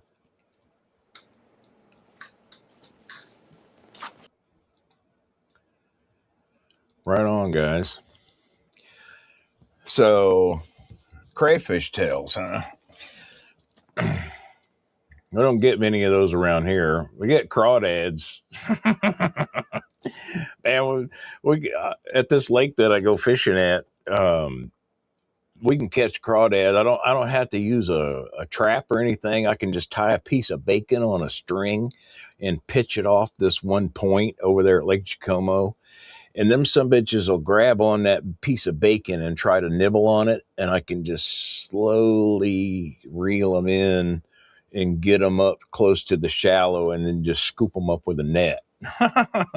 I'll have to try that though, man. I'll have to try it, you know. A lot of the catfish around here, you know, it's mostly blue cat. I mean, there's some good channels, but I like the flathead. I love that belly meat off the flathead. And I catch a lot of flathead and blue cat off of the perch. You know, catch bluegill or sunfish, and you know, I've caught some on lives, but man, I catch a ton of them on bluegill heads. I'll just chop the heads off and lip them with the circle hook and chuck them out there, and man, you know, it's a good bait. And then, of course, I love the crappie, man. Crappie's my favorite. And there's nothing like, you know, Fogies catches of the day, you know, going out and catching a couple limits of crappie and filleting them up and eating them right then and there. It's just like fried fluff, man. This crappie is so good.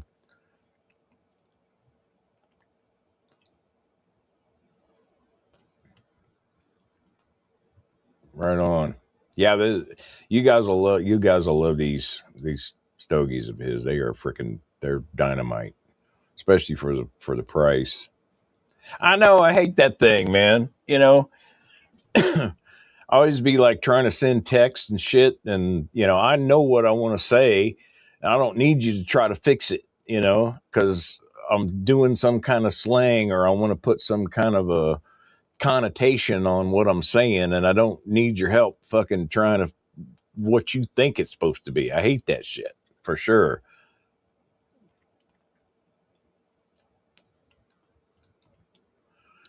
But I'm looking forward to Father's Day just for the fact that I ain't got to work. I have been working like crazy. You know, shit, I went down to Springfield again yesterday, went and stayed the night at my sister's place and had dinner with them and went out and had some good Thai food. And then I went down, left early, got down to, man, I was in Springfield at like 7 o'clock this morning. got all my stuff done. They were doing a countertop install in one of the homes. Went down and got it tore apart for them, got the sinkhole put back together and everything. And I was like, man, I'm smoking at home. I just want to chill this weekend and just not do much of shit. Just enjoy some good cigars and get out on my boat. I haven't had near a chance to fish near as much. And then here we are already into, summer months, and it's warmer, but I've been fishing that lake ever since I was probably 4 years old. I know it really well. It's a well-established lake, and it's like 5 minutes from my house, so yeah, and I think some of the, I think Apple phones are worse about it than, because like I know when I'm doing stuff on my iPad versus my Android phone, it does it even worse,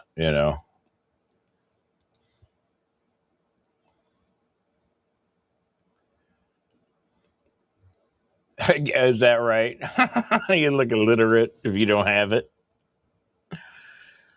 Well, that's okay. It's like, you look at what texting has become. You know what I mean? It's like, when everybody first started texting and stuff, everybody came up with all these little shortcuts and all these little things. And this was even before like emojis, you know what I mean? Everybody had all these little things and little shortcuts and little shit that they were doing. And you know, one of the things that I really hated about uh, the texting thing, especially in the beginning, was you don't hear what somebody's saying. It's real easy to put a different connotation on what somebody's trying to say. And, it's easy to take it in a negative way or take it wrong. They may not have intended it that way, but you can't get that like you can talking to somebody. You know what I mean? You just can't. And, oh shit. Well, now that he's gone, I can take my headphones off so I don't have to worry about an echo. I'm wearing them damn things. Wow, look at this, man. We're like almost 4 hours into the show, and I'm still smoking. I'm still having a great night. I really appreciate you guys coming. Needed to do this show for sure. Been looking forward to getting together with him for a while. And I haven't had, have had guests, so it was pretty cool to have one.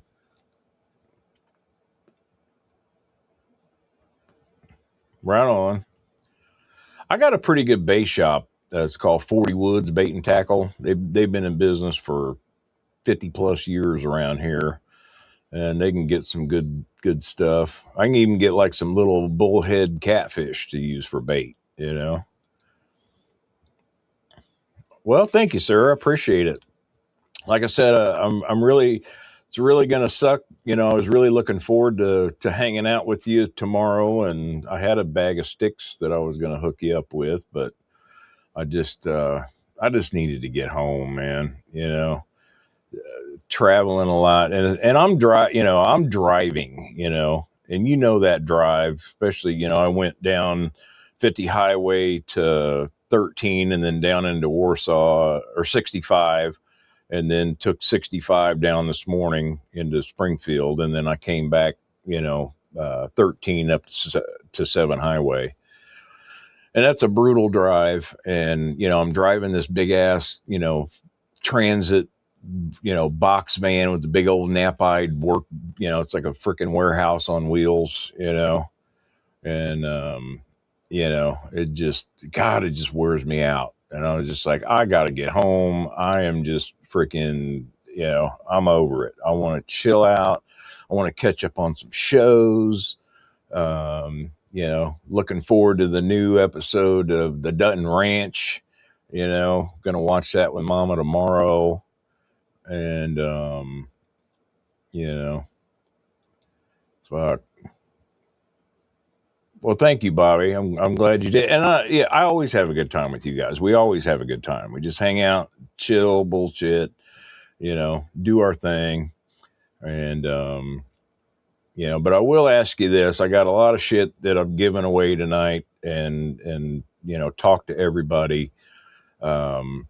Just please do me a favor so I can keep shit straight in my head without having to rewatch this show or funnel through it to try to find the stuff. Go to oldfogystogies@gmail.com. Send me an email. Make sure you put your address in there, even if I've already got it. Just put it in there, and what we talked about trading or what we talked about you won or whatever, and just help me out in that capacity, so that I can expeditiously get that shit out to you guys soon. Yeah, you know better than anybody, man. You got your big old freaking truck and fighting, and as windy as it's been lately, Ron, with pushing them some bitches around, and your fucking shoulders hurt and your elbows hurt and your hands, just trying to keep that some bitch on the road. It wears you out. I don't, and especially with you, recovering from that surgery.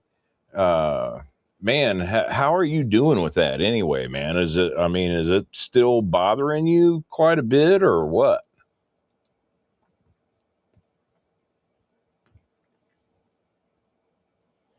I know it's just tearing me up, man.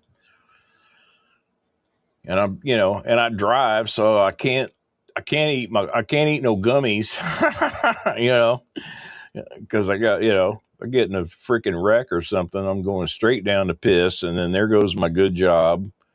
And I hate eating like Vicodin and shit. I can't stand that shit, all those opioids and stuff, man. They give me like junkie itch, man. My skin starts itching, my ass, if I eat a bunch of Vicodin, man, I'm like digging my ass all night long, Fucking sucks,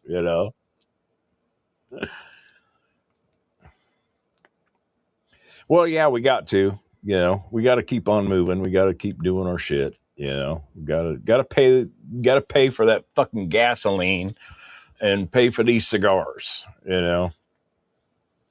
just have to, I don't know. It's just like, I thank God, my wife turned 62 back in May, and I got on there early and got her signed up for her Social Security. And it's like, yeah, let's just go ahead and get it coming, and she's supposed to get her first check this month, so that'll be nice, getting a little get back from old fucking Uncle Sam.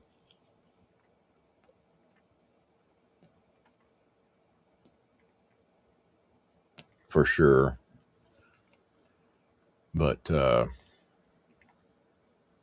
and I think I'm going to take some time this weekend. God, I've got to get just some regular content out, man. I have not.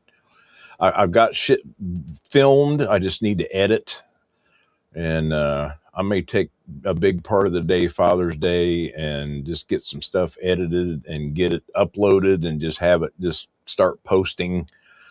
And hopefully, God, I hope that things start slowing down at work a little bit, man. I've been working so damn much the last 3 months, almost 4 months now, 50, 60 plus hour weeks every week. And it's just really cut into my time because I'm just so wore out. I just, I don't even freaking want to fucking do anything, come home and eat something and have me a fucking drumstick and go to bed, In fact, like I've been coming home, I'll get off work sometimes at like, 3, 4 o'clock, come home, eat a little something, and I'm so tired, I'm ready to pass out right then and there, but I don't want to go to bed right after work. So I'll freaking like pull me a double shot of espresso and hammer that, or have a lungo or something and hammer that. And I'm still just tired. I'm still just freaking tired,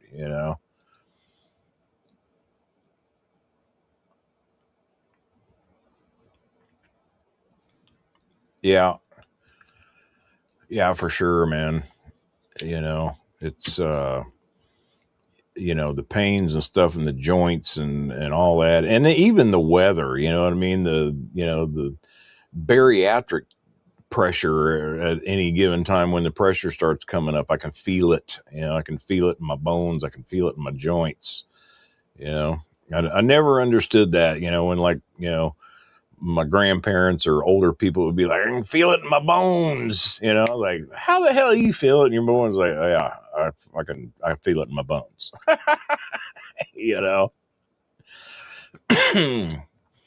Yeah, and you got to sleep. You got to get some damn sleep in there. And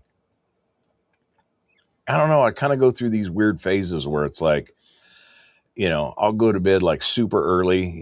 My old lady, she's always, she likes to go lay in bed and chill out at like 6 p.m. and then lay there for about an hour and then she's gone, and then I'm by myself. And, but some nights I'll go in there with her and, and stretch out and, lift the bed up and turn the old vibrator on and just kind of sit there and watch some TV with her. And then I'll conk out and I'll sleep for 10 hours, 11 hours. But then like the next couple of nights, I'll get like 3-4 hours sleep and that's it. That's all I get, so it's kind of crazy,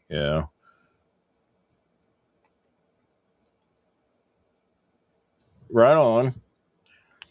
So you can just go like health food store and buy capsules of that, Bobby, or what?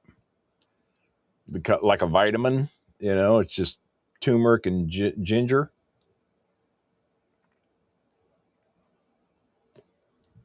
May have to try that. I mean, I'm willing to try anything at this point, especially for my freaking knees and my elbows. It seems to be what's hurting the most. And man, when I was playing football back in high school, shit, I dislocated both shoulders 4 times each, and never had surgery. I haven't had rotator cuffs in years, and I'm actually surprised that my shoulders don't hurt more than they do most given time. Just get them on it. Well, yeah, the Amazon, the Blue Father, get it from the Blue Father. Don't you love the society though of the ordering shit? It was so funny when I went back down to visit my brother and them on Memorial Weekend. Went and visited my brother and everything. We were at his house and was talking about needing to get shit from like Walmart and stuff. And he was like, yeah, I guess we'll have to go to fucking Walmart and go get this shit. And I'm like, no, we don't. And he's like, well, what do you mean? And I pulled out my fucking phone and got my Walmart Plus app out and fucking do. And I was like, yeah, I paid an extra fucking $5 and it'll be here in an hour, and he's like, what? And I'm like, yeah, dude. I was like, it's just like Amazon fucking grocery delivery, and it's like a streaming service. It's like $13 a month or some shit, and but it's worth it sometimes, because I don't do well at Walmart, man. Number one, motherfuckers need to learn how to take a bath before they go to Walmart. Get out of those fucking pajamas that could walk around by themselves for fucking 2 days. And wash your ass, man. You know what I mean? Fucking, and then just all the freak show shit and everything. I don't know. And then having to check out myself and then having to, get questioned by the security guard. Did I actually pay for all my, fuck it. I'd rather pay and just have somebody deliver it, man, for sure. Oh, you work now? Yeah, dude. I know what that's like. When I was working at Lake City at the ammunition plant, they moved us around a lot. And when I went to night shift, dude, that's when I really started fucking drinking whiskey heavy. You know what I mean? Because it was like, and I was working, mandatory 12-hour days, 6 days a week, every fucking week, sometimes 7 days a week. And all you did was fucking sleep and work and sleep and work and sleep and work, and I'd come home and I'd be so wound up, but I knew that if I didn't rest and I didn't get any sleep, and being on that freaking ass night shift, it just threw me off, you know, and I had to go buy blackout curtains and all that shit to go along with it. And it was, holy shit, man. Yeah. And I'd come home and start pounding some fucking whiskey and just pass out, you know, but it was just, I had no life. I mean, the money was good. I mean, shit, dude, I was a class A op tech at Lake City, and I was making over $42 an hour, you know, union scale, $42 an hour optech. And I had shit tons of money. You know, it was the first year I worked there was the first year I ever made over six figures, you know. And, but shit, I never had no time to enjoy anything. I never had no time to enjoy my boat. I never had no time to enjoy my new motorcycle parked in the garage. You know, and it was just like, it just ain't even fucking worth it. You know what I mean? It just really wasn't, you know?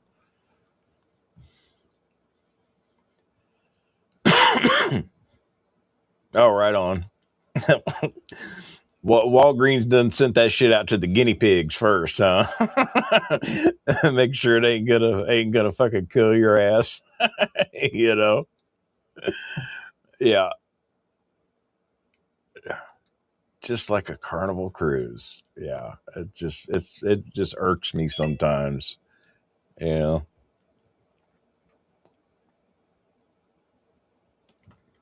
But well, yeah, you know, especially when everybody else is you know, doing their thing on a different time schedule, and you got to try to, you know, hang out with people and be with them and do all that, you know. It's kind of insane. But anyway, guys, we're at 4 hours. I've had an amazing night. Speaking of getting some sleep, I need to get some sleep so I can get on to enjoying a fine weekend with my family and my kids. Enjoy Father's Day. I appreciate everybody coming. Appreciate you supporting the channel. I appreciate you guys getting with Chief and getting in with him. And I hope you guys really enjoy his cigars. And, you know, and let me know what you think. You know what I mean? You get some and you're smoking one on the show, let me know, and let me know what you think of it. Because I really liked them, and they're really affordable, you know. And just well built and smoke good and everything. But anyway, just happy Father's Day to all y'all. Thanks for coming. Appreciate you. I will be getting some content out. I know I keep saying that shit, but I'm gonna make some time to get some editing done and get some stuff uploaded and do my stuff. And yeah, thank you. Yeah, please reach out to me, guys. Just send me an email, oldfogiesstogies.com, and we'll get some shit going. And congratulations, Young. You're going to be getting your Chief of the Leaf stuff. And Bobby, you got some goodies coming. And we'll do some trading, Ron, and we'll just get some shit rolling and just keep this thing going. And thanks for coming. And you guys have a good weekend, good Father's Day, and until next time, peace.